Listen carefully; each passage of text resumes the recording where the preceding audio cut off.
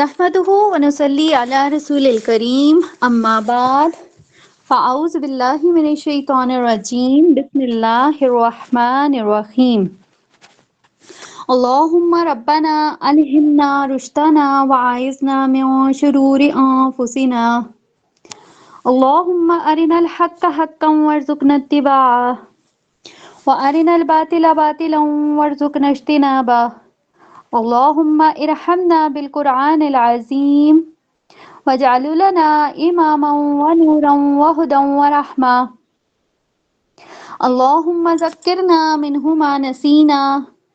وعلمنا منه ما جهلنا وارزقنا تلاوته آناء الليل وأطراف النهار واجعل لنا حجة يا رب العالمين آمين رب اشرح لي صدري ويسر لي أمري واحلل عقدة من لساني يفقهوا قولي ربی یسر ولا تعسر وتمم بالخیر وبک نستعین آمین یا رب العالمین۔ آج الحمدللہ ایک تو خوشی بھی ہے کہ جو ہے وہ ہم مطلب بالکل کمپلیشن کی طرف جو ہے نا وہ ہم رواں دواں ہیں اور آخری ہمارے پارس چل رہے ہیں اور افسوس اس بات کا ہے کہ آج جو ہے وہ میرا لاسٹ لیکچر ہے اور اس کے بعد انشاءاللہ تعالی اللہ تعالیٰ قبول فرمائے ہمارا یہ جو خوبصورت سفر جو کہ ہم نے شروع کیا تھا یہ پایہ تکمیل کو پہنچ جائے گا۔ اللہ تعالیٰ سے یہ دعا ہے کہ اللہ تعالیٰ ہماری کوششوں کو، ہماری کاوشوں کو، ہماری محنت کو قبول و منظور فرمائیں، جو کچھ ہم نے سیکھا اس کے اوپر عمل کرنے کی توفیق عطا فرمائیں۔ آپ سب کے حق میں جو ہے وہ اس کو ہم سب کے حق میں اس کو قبول کر لیں، آمین ثم آمین۔ آج جو ہے وہ ہم پارہ 28 انشاءاللہ تعالی سٹارٹ کریں گے اور اس میں اگر آپ دیکھیں سورہ مجادلہ سے اس کا سٹارٹ ہو رہا ہے اور اس پارے میں تقریباً سورہ مجادلہ سے لے کر سورہ تحریم تک 9 صورتیں جو ہیں وہ انشاءاللہ تعالی آج ہم کور کرنے کی کوشش کریں گے، اللہ پاک مدد فرمائیں۔ اور جو پہلی ہماری سورہ ہے سورہ مجادلہ، اس کا آغاز کریں گے، لیکن اس کا جو اس سورہ میں 3 رکوع ہیں اور 22 آیات ہیں اور جو پہلا رکوع ہے وہ آیت نمبر 1 سے لے کر 6 تک مشتمل ہے اور اس میں جو پہلی آیت ہے، اب اس کو اگر آپ دیکھیں گے تو اس میں کہا جا رہا ہے کہ اللہ نے سن لی اس عورت کی بات جو کہ نبی کریم صلی اللہ علیہ وسلم سے جھگڑ رہی تھی اپنے شوہر کے بارے میں۔ اب اس آیت کو اگر آپ سمجھنے کے لیے اس کا بیک گراؤنڈ دیکھ لیں تو پھر آپ اس کو اس آیت کو اور اس سے اگلی جو آیات ہیں ان کو ہم انشاءاللہ تعالی بخوبی جو ہے وہ سمجھ سکیں گے۔ اب اس آیت کا شان نزول کیا ہے کہ یہ آیت جس وقت نازل ہوئی اس سے پہلے ایک واقعہ ملتا ہے کہ ایک صحابیہ تھیں حضرت خولہ بنت ثعلبہ، ٹھیک ہے، ان کی اور ان کے شوہر کے بیچ، ان کے شوہر وہ بھی صحابی تھے حضرت اوس بن صامت، ان کی اور ان کے شوہر کی کوئی لڑائی ہوگی جس کی وجہ سے ہم نے پہلے پڑھا تھا نا کہ عرب میں زہار کا ایک عادت جو تھی وہ چلی آ رہی تھی اور غصے میں جو حضرت اوس تھے انہوں نے اپنی جو بیوی تھی حضرت خولہ، ان کو جو ہے وہ اپنی ماں جو ہے وہ ماں کہہ دیا، تو جس کی وجہ سے اب اس بات کا یہ مطلب ہوتا تھا کہ نکاح ختم ہو گیا، مطلب اب وہ جو میاں بیوی والا ریلیشن تھا وہ نہیں ہو سکتا۔ تو یہاں پہ جو ہے وہ جب یہ والا معاملہ سارا ہو گیا تو حضرت خولہ جو تھیں یہ نبی کریم صلی اللہ علیہ وسلم کے پاس آئیں اور انہوں نے کہا کہ مطلب میرے بچے چھوٹے ہیں اور میں ان کو لے کے کہاں جاؤں گی، میں ان کو کیسے پالوں گی، تو یہ اپنی وہ پریشانی کا اظہار کر رہی تھی نبی کریم صلی اللہ علیہ وسلم کے سامنے۔ اب جب نبی کریم صلی اللہ علیہ وسلم کو اب یہ جو ان کے آنے سے پہلے تک زہار کے معاملے میں کوئی بھی جو آیات تھیں یا کوئی حکم تھا وہ نہیں نازل ہوا تھا، تو اس لیے نبی کریم صلی اللہ علیہ وسلم نے جو تھا وہ ان کو یہی کہا کہ ابھی جو ہے وہ مجھے اس کے بارے میں کوئی بھی جواب معلوم نہیں ہے، تو بہتر یہی ہے کہ جب تک کوئی اللہ تعالیٰ کی طرف سے کوئی فیصلہ نہیں آ جاتا اس وقت تک آپ اپنے شوہر سے علادہ ہو جائیں۔ اب یہ جو بات تھی یہ جو حضرت خولہ تھی ان کے لیے ناقابل برداشت تھی کہ وہ ان کا یہی کہنا تھا کہ وہ اپنے بچوں کو لے کر وہ کس کے پاس جائیں گی، وہ کیسے ان کو اکیلے سنبھالیں گی، تو یہ ہے کہ ان کے معاملے میں جو ہے وہ کچھ نہ کچھ ان کے جو بھی پرابلم ہے اس کو سالو کیا جائے۔ اب نبی کریم صلی اللہ علیہ وسلم ان سے اعراض برت رہے تھے اور وہ بار بار اصرار کیے جا رہی تھیں، وہ رو رہی تھیں اور اس طرح کا وہ معاملہ۔ تو آیت میں اب جیسے آپ نے دیکھا کہ اللہ تعالیٰ نے کیا کہا کہ اللہ نے سن لی اس عورت کی بات، تو پھر ان کی اسی روش کی وجہ سے وہ بار بار اللہ تعالیٰ سے بھی فریاد کر رہی تھی، نبی کریم صلی اللہ علیہ وسلم سے بھی وہ کہہ رہی تھی کہ میرے معاملے کے جو ہے وہ اس کے لیے کوئی نہ کوئی سلوشن نکالا جائے۔ تو پھر اللہ تعالیٰ نے یہ آیات نازل کی کہ اللہ تعالیٰ نے اس عورت کی بات سن لی ہے۔ اب یہاں سے دیکھیں کہ ہمیں یہ بات بھی نظر آتی ہے کہ جس طرح سے اب یہ جو آیات کی ورڈنگز ہیں تو اس سے ہمیں کیا پتہ چلتا ہے کہ جب بھی آپ خلوص نیت کے ساتھ اللہ تعالیٰ کو پکارتے ہیں تو اللہ تعالیٰ ضرور آپ کی بات سنتا ہے۔ سیم ان کے ساتھ بھی، یہ جو صحابیہ تھی ان کے ساتھ بھی یہی ہوا۔ اب یہ جو ان کی بات تھی، اب یہ جو نبی کریم صلی اللہ علیہ وسلم اور ان صحابیہ کے درمیان میں جو بات ہو رہی تھی، اللہ تعالیٰ نے اس کے بارے میں کیا کہا کہ اللہ تعالیٰ نے سن لیا ان دونوں کے درمیان ہونے والی گفتگو، یقیناً اللہ تعالیٰ جو ہے وہ سب کچھ دیکھنے والا اور سب کچھ جاننے والا ہے۔ اب آیت نمبر 2 میں اگر آپ دیکھیں گے تو یہاں پہ ہمیں جو ہے وہ یہ جو رسم تھی زہار والی، اس کے متعلق جو ہے وہ حکم نظر آتا ہے۔ پھر اللہ تعالیٰ نے کیا کہا کہ کوئی بھی مرد اگر اپنی بیوی کو ماں کہہ بیٹھتا ہے تو اس کے ماں کہنے سے وہ اس کی ماں نہیں ہو جاتی ہے، اور ماں تو صرف وہی ہوتی ہے جس نے انسان کو جنا ہوا ہوتا ہے، جس نے اس کو جنم دیا ہوتا ہے۔ لیکن یہاں پہ اللہ تعالیٰ نے ساتھ میں یہ بھی کہا کہ یہ اللہ تعالیٰ کے نزدیک ایک بہت ہی ناپسندیدہ اور جھوٹی بات ہے، لیکن اگر کسی کو یہ احساس ہو جاتا ہے تو پھر اللہ تعالیٰ جو ہے وہ بخشنے والا بھی ہے اور معاف کرنے والا بھی ہے۔ آیت نمبر 3 میں دیکھیں تو یہاں پہ جو یہ زہار والا معاملہ ہے یا جو قسم ہے جو کہ انسان ایک مرد کھاتا ہے اپنی بیوی سے کہ تم میری ماں کی طرح جو ہے وہ مجھ پر حرام ہو گئی ہو، تو آیت نمبر 3 میں اسی قسم کا جو ہے وہ کفارہ بتایا گیا ہے۔ اب کفارہ کیا ہے کہ آپ نے ایک غلام آزاد کرانا ہے۔ اب مطلب میاں بیوی آپس میں ان کا ریلیشن ہونے سے پہلے کیا ہوگا، ایک غلام آزاد کرنا ہوگا۔ آیت نمبر 4 میں دیکھیں تو یہاں پہ اللہ تعالیٰ نے تھوڑی سی ریلیکسیشن دے دی کہ اگر کوئی اس قابل نہیں ہے کہ وہ غلام کو آزاد کروا سکے تو وہ پھر 2 مہینوں کے کنٹینیوس وداؤٹ اینی بریک وہ روزے رکھیں گے۔ اب پھر اللہ تعالیٰ نے یہاں پہ بھی ایک چھوٹ دے دی کہ اگر آپ روزے بھی نہیں رکھ سکتے ہیں تو پھر آپ نے کیا کرنا ہے کہ آپ نے 60 مسکینوں کو کھانا کھلانا ہوگا۔ اب یہاں پہ دیکھیں کہ قسم کا کفارہ اس سے پہلے بھی ہم پڑھ چکے ہیں، تو یہاں پہ بھی جو ہے وہ اگین اس چیز کو انڈوز کیا گیا ہے کہ اگر اس طرح کا کوئی اول تو یہ جو بات ہے یہ بہت ہی ناپسندیدہ ہے، لیکن اگر کوئی اس طرح کی حرکت کر بیٹھتا ہے تو پھر اس کا کس طرح سے جو ہے وہ اس کا ازالہ کیا جائے گا، ہمیں ان 3 آیات میں یہ ساری بات پتہ چلتی ہے۔ اسی آیت نمبر 4 کے آخر میں اگر دیکھیں تو یہاں پہ اللہ تعالیٰ نے کیا کہا کہ اللہ تعالیٰ کی یہ جتنی بھی یہ جو اللہ تعالیٰ کی طرف سے احکامات ہیں یہ اللہ تعالیٰ کی حدود ہیں، اور یہاں پہ آیت نمبر 5 سے 6 میں دیکھیں گے تو یہاں پہ کافروں کو مخاطب کیا گیا کہ جنہوں نے نبی کریم صلی اللہ علیہ وسلم کی مخالفت کی ٹھان لی ہے تو ان کے لیے اللہ تعالیٰ نے کیا کہا کہ ان کے لیے دردناک عذاب ہے۔ اور آیت نمبر 6 میں دیکھیں تو یہاں پہ بھی جو ہے وہ اللہ تعالیٰ نے کیا کہا کہ جس دن مطلب آخرت کی بات کی جا رہی ہے کہ جب سب کو جمع کیا جائے گا تو پھر انہوں نے جو کچھ بھی کیا ہوگا ان کے سارے جو اعمال ہوں گے وہ ان کے سامنے پیش کیے جائیں گے۔ انسان تو بھول جاتا ہے لیکن اللہ تعالیٰ ان ساری چیزوں کو نہیں بھولتا ہے۔ ہمارا رکوع یہاں پہ کمپلیٹ ہو جاتا ہے۔ اگلا جو رکوع ہے ہمارا رکوع نمبر 2 آیت نمبر 7 سے لے کر 13 تک اس میں آیات شامل ہیں۔ اب یہ جو رکوع ہے یہ بہت امپورٹنٹ رکوع ہے، یہ مجلس کے آداب کے حوالے سے، ٹھیک ہے۔ اس میں انشاءاللہ تعالی ہم دیکھیں گے کہ کوئی بھی گیدرنگ ہوتی ہے، کوئی مجلس ہوتی ہے یا کوئی جماعت ہوتی ہے، اس کے اندر کیا مینرز جو ہیں وہ ایک انسان کو اپنانے چاہیے۔ یہاں پہ دیکھیں آیت نمبر 7 میں، اب اس میں جو ہے وہ جو مین چیز ہے نا وہ ہے نجوہ۔ نجوہ کا لفظ اللہ تعالیٰ نے استعمال کیا۔ نجوہ مین سرگوشی کرنا، یعنی کہ 2 لوگ اگر کسی جماعت میں بیٹھے ہوئے ہیں، وہ آپس میں سرگوشی کر رہے ہیں تو اللہ تعالیٰ نے کیا کہا کہ 2 لوگ اگر سرگوشی کرتے ہیں ان کے ساتھ تیسرا اللہ ہوتا ہے، اگر 4 لوگ سرگوشی کرتے ہیں تو ان کے ساتھ 5واں اللہ ہوتا ہے، اگر 5 لوگ کرتے ہیں تو ان کے ساتھ 6واں اللہ ہوتا ہے۔ یعنی کہ جو سرگوشی کرنے والے لوگ ہیں وہ آپس میں کبھی بھی یہ نہ سمجھیں کہ وہ چھپ کے کسی سے بات کر رہے ہیں، بلکہ اللہ تعالیٰ جو ہے وہ ان کے بیچ میں موجود ہوتا ہے، وہ ان کی باتوں کو سن رہا ہوتا ہے۔ آیت نمبر 8 میں دیکھیں یہاں پہ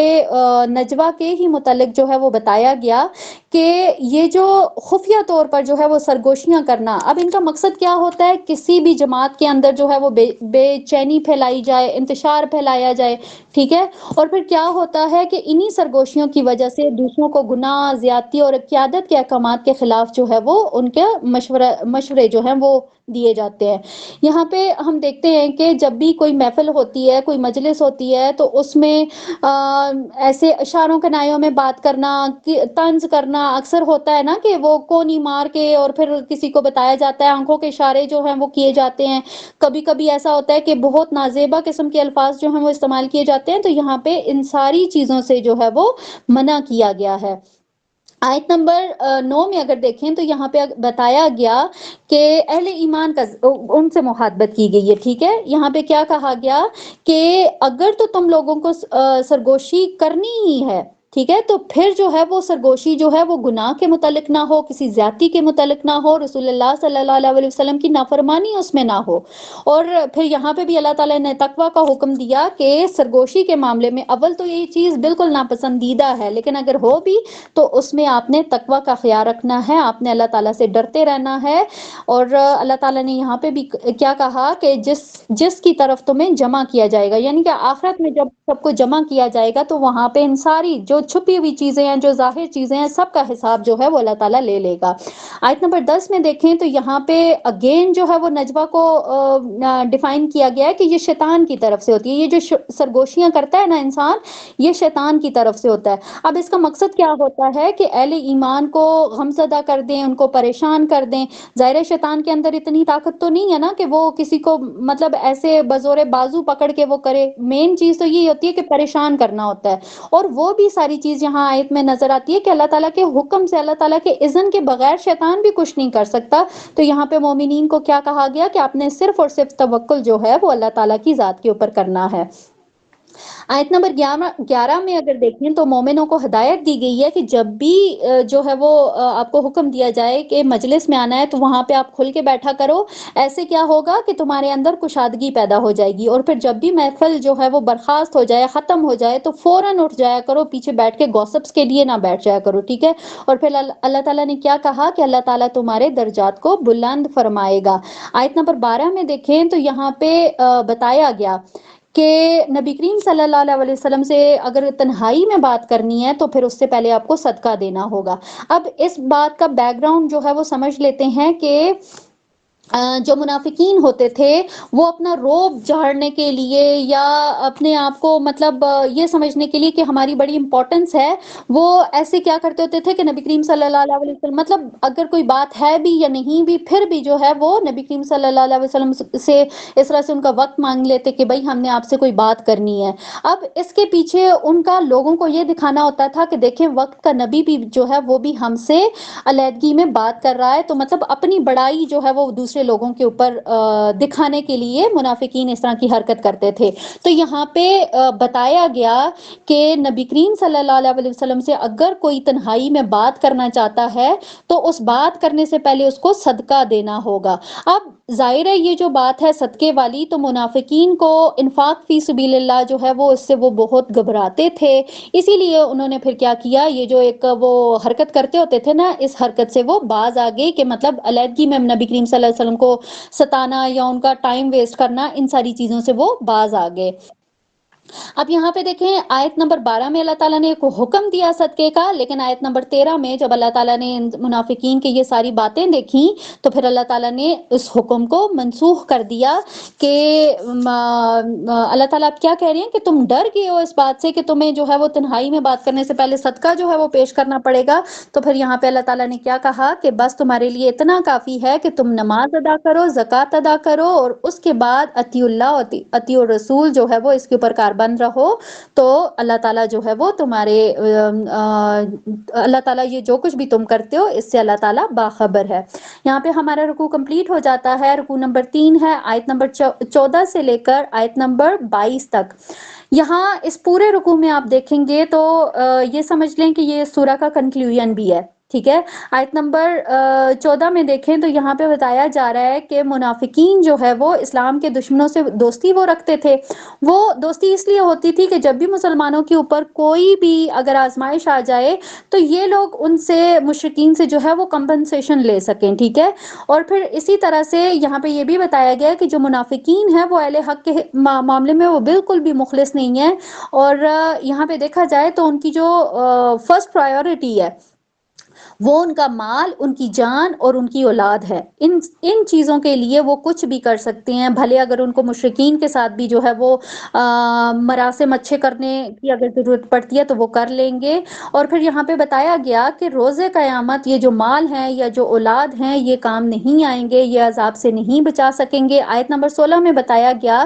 کہ جو منافقین ہیں ان سے جو ہے وہ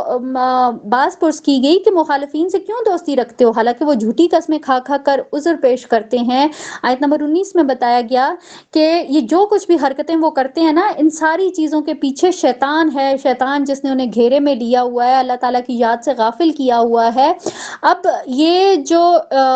شیطان کی یہ جو جماعت ہے، مطلب یہ جو منافقین ہیں یہ ہمیشہ ذلیل ہو کر رہیں گے. آیت نمبر 21 میں اللہ تعالیٰ نے طے فرما دیا کہ غلبہ جو ہے وہ آخر کار اللہ تعالیٰ کا ہی ہوگا اور اللہ تعالیٰ کے رسولوں کا اور اللہ تعالیٰ کے دین کا ہوگا. اور سچے مومن جو ہیں وہ ایسے لوگوں کے بارے میں کبھی بھی وہ سافٹ کارنر نہیں رکھتے ہیں جو کہ دین کے دشمن ہوں، خواہ وہ ان کے باپ ہوں، بیٹے ہوں، بھائی ہوں، یا چاہے کوئی کتنا ہی کوئی قریبی رشتہ کیوں نہ ہو. تو یہاں پہ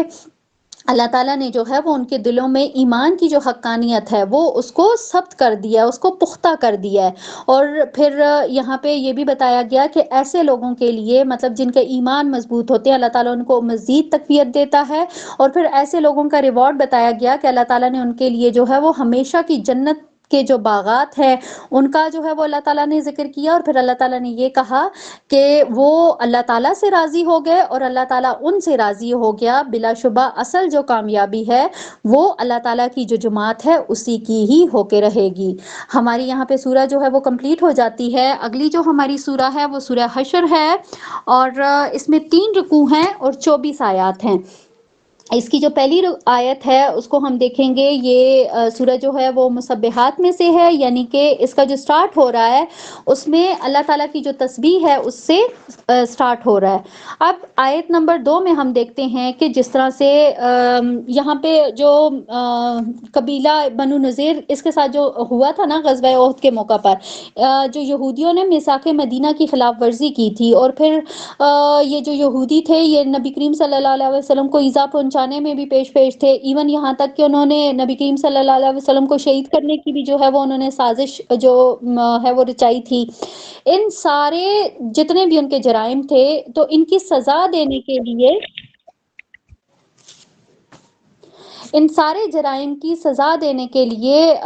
جو ہے وہ مسلمانوں کو جو ہے اللہ تعالیٰ کی طرف سے جو ہے وہ ایک غزوے کا حکم ہوا. اور پھر جب مسلمانوں نے ان کے قلعوں کا گھیراؤ کیا اور جب انہوں نے دیکھا کہ مسلمان جو ہیں وہ بالکل ان کے اوپر حملے کے لیے آ رہے ہیں تو انہوں نے کیا کیا کہ وداؤٹ اینی ریزسٹنس انہوں نے ہتھیار ڈال دیے تھے اور مطلب اپنی شکست جو تھی وہ تسلیم کر لی تھی. آیت نمبر 3 میں دیکھیں تو اس میں کیا کہا جا رہا ہے کہ اللہ تعالیٰ نے کیا کہا کہ یہ جس طرح سے یہ جو یہودیوں کو قبیلہ تھا بنو نذیر ان لوگوں کو ظاہرہ وہاں سے مدینہ سے جلا وطن کر دیا گیا تھا. تو آیت نمبر 3 میں اللہ تعالیٰ نے کیا کہا کہ اللہ تعالیٰ نے ان کے لیے پہلے ہی یہ جلا وطنی جو تھی وہ لکھ دی تھی. اگر تو وہ جلا وطن نہ ہوتے تو پھر کیا ہوتا کہ انہیں آخرت میں تو عذاب تھا ہی تھا، انہیں دنیا میں بھی جو ہے وہ رسوا ہونا پڑتا. آیت نمبر 4 میں جو ہے وہ اس میں بتایا گیا کہ ریزن بتایا گیا کہ اللہ تعالیٰ نے ان کے ساتھ یہ والا سلوک کیوں کیا ہے. اب کیوں کیا؟ کیونکہ انہوں نے اللہ اور اس کے رسول کی مخالفت کی تھی. تو اللہ تعالیٰ نے پھر کیا کہا کہ اللہ تعالیٰ سزا دینے میں بہت سخت ہے. اب آیت نمبر 5 میں دیکھیں تو یہاں پہ جو یہودی ہے ان کی طرف سے ایک آرگیومنٹ نظر آتا ہے کہ جس طرح سے مسلمانوں نے ان کے اوپر حملہ کرنے کے لیے ان کے جو کھجوروں کے باغات تھے نا اس میں سے درختوں کو کاٹا تھا. تو یہاں پہ مسلمانوں نے اس بات کو لے کے بہت پروپیگنڈا کیا کہ بھائی یہ کیسے مسلمان ہیں کہ یہ خود کو جو ہیں وہ کہتے ہیں کہ ہم لوگ ایسے تو مطلب یہ بڑا حقوق کی بات کرتے ہیں، لیکن یہاں پہ انہوں نے جو ہے وہ پھلدار درختوں کو کاٹ دیا۔ تو یہاں پہ اللہ تعالیٰ نے پھر جو ہے وہ اس بات کو کلیئر کیا کہ یہ جو کچھ بھی ہوا تھا وہ اللہ تعالیٰ کے حکم سے ہوا تھا، اللہ تعالیٰ کے اذن سے ہوا تھا، لیکن جو فاسق لوگ ہیں، مطلب یہ جو یہودیوں کے بارے میں اللہ تعالیٰ نے کیا کہا کہ فاسق جو ہیں وہ اللہ تعالیٰ ان کو ذلیل و رسوا کر کے رہے گا۔ آیت نمبر 6 میں دیکھیں، یہاں پہ حکم دیا گیا کہ جس طرح سے یہ یہودیوں کے جو قبیلہ تھا اس کے ساتھ بغیر جنگ کے جو تھا وہ انہوں نے ہتھیار ڈال دیے تھے، تو اس زمن میں مسلمانوں کو بہت زیادہ مال غنیمت جو تھا وہ حاصل ہوا تھا۔ اب یہ جو مال غنیمت کے لیے مال غنیمت کی ڈیفینیشن دیکھ لیں کہ یہ وہ مال ہوتا ہے جو کہ آپ جنگ کر کے کسی کے ساتھ مار کے آپ وہ حاصل کرتے ہیں، ٹھیک ہے، فتح کی صورت میں وہ حاصل ہوتا ہے۔ لیکن یہ جو معاملہ ہوا تھا اس میں یہودیوں نے تو کوئی جنگ کی نہیں تھی، وہ خود ہی انہوں نے ہتھیار ڈال دیے تھے، وہ لوگ وہاں سے بھاگ گئے تھے۔ تو اس سلسلے میں جو مال جو مسلمانوں کے ہاتھ لگا تھا، تو یہاں پہ جو ہے وہ بہت سارے لوگوں کا یہ ان کی سوچ تھی، ان کے خیالات تھے کہ جس طرح سے مال غنیمت کو جو ہے وہ ڈیوائیڈ کیا جاتا ہے، اس کی تقسیم کی جاتی ہے، سیم اسی طرح سے یہ بھی جو مال تھا اس کی بھی تقسیم ہوگی۔ لیکن یہاں پہ اللہ تعالیٰ نے اس بات کو کلیئر کر دیا کہ یہ بغیر جنگ کے اگر دشمن سے جو مال حاصل ہوگا تو اس کے اوپر مال غنیمت والا اطلاق نہیں ہوگا، وہ والا قانون نہیں لگے گا، بلکہ مال فے والا قانون جو ہے وہ لگے گا۔ اب یہاں پہ آیت نمبر 7 پہ دیکھیں تو یہاں پہ اس کو تھوڑا سا کلیئر کیا گیا کہ مال فے جو ہے وہ مجاہدین کے اوپر تقسیم نہیں ہوگا، ظاہر جنگ میں جو شرکت کرتے تھے ان کے اوپر وہ ڈیوائیڈ ہوتا تھا نا، لیکن یہاں پہ اللہ تعالیٰ نے کہا کہ یہ مال غنیمت نہیں ہے، مال فے ہے، اور یہ جو ہے یہ کس طرح سے تقسیم ہوگا کہ یہ جو ہے وہ نبی کریم صلی اللہ علیہ وسلم کے جو قرابت دار ہیں، جو اس کے مستحقین ہیں، ان کے اوپر جو ہے وہ یہ سارا مال ڈیوائیڈ ہوگا۔ اب مستحقین میں کون کون ہیں؟ سب سے پہلے نبی کریم صلی اللہ علیہ وسلم کے رشتہ دار، پھر اس کے بعد یتیم، پھر مسکین، پھر مسافر، ٹھیک ہے، ان لوگوں کے اوپر جو ہے وہ مال فے جو ہے وہ تقسیم ہوگا۔ آیت نمبر 9 میں دیکھیں تو یہاں پہ پیچھے جو ہے وہ پوری ایک لسٹ دی گئی کہ ان لوگوں میں مال فے تقسیم ہوگا، پھر اسی کے ساتھ آیت نمبر 9 میں ہمیں یہ ملتا ہے کہ اللہ تعالیٰ نے مہاجرین کے لیے بھی جو ہے وہ اس چیز کو کیا کہ وہ لوگ بھی اس میں حصہ دار ہوں گے، اور مہاجرین کے ساتھ اللہ تعالیٰ نے انصار کو بھی جو ہے ان کو بھی اللہ تعالیٰ نے پیچھے نہیں چھوڑا، اور پھر اللہ تعالیٰ نے ان کی کس طرح سے ان کی ایک تعریف کی ہے کہ جن لوگوں نے تنگ دست ہونے کے باوجود مہاجرین کی جو ہے وہ بھرپور مدد کی، تو یہاں پہ اللہ تعالیٰ نے بھی جو ہے وہ کیا کہا کہ انہوں نے اللہ تعالیٰ کی رضا کی خاطر جو ہے وہ یہ سارے کام کیے تھے، تو پھر اللہ تعالیٰ نے بھی جو ہے ان کے لیے یہاں پہ ان کی تحسین ایک طرح سے جو ہے وہ فرمائی ہے۔ آیت نمبر 10 میں دیکھیں تو یہاں پہ جو ہے وہ مومنوں کی طرف سے یا مسلمانوں کی طرف سے ایک دعا جو ہے وہ ہمیں نظر آتی ہے کہ جو صحیح حقیقی مومن ہوتے ہیں وہ کیا دعا کرتے ہیں کہ اے اللہ زندہ اور وفات شدہ تمام مومنوں کی بخشش فرما اور ہمارے دلوں کو مومنوں کے خلاف نفرت سے پاک کر دے۔ یہاں پہ جو ہمارا رکوع ہے پہلا وہ کمپلیٹ ہو جاتا ہے، جو دوسرا رکوع ہے اس میں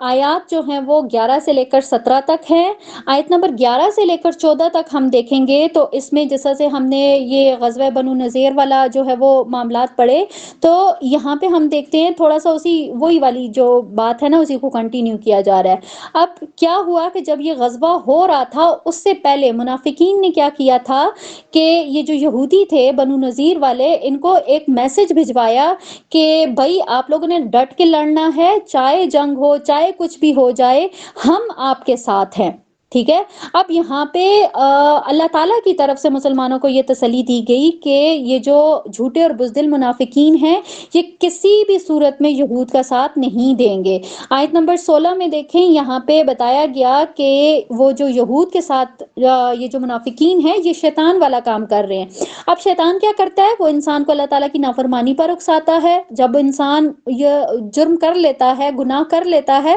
تو شیطان کیا کرتا ہے؟ سائڈ پہ ہو کے بیٹھ جاتا ہے، وہ شیطان مطلب اعلان برات کر لیتا ہے۔ تو یہاں پہ اللہ تعالیٰ نے کیا کہا کہ یہ جو منافقین کر رہے ہیں ان کا بھی سیم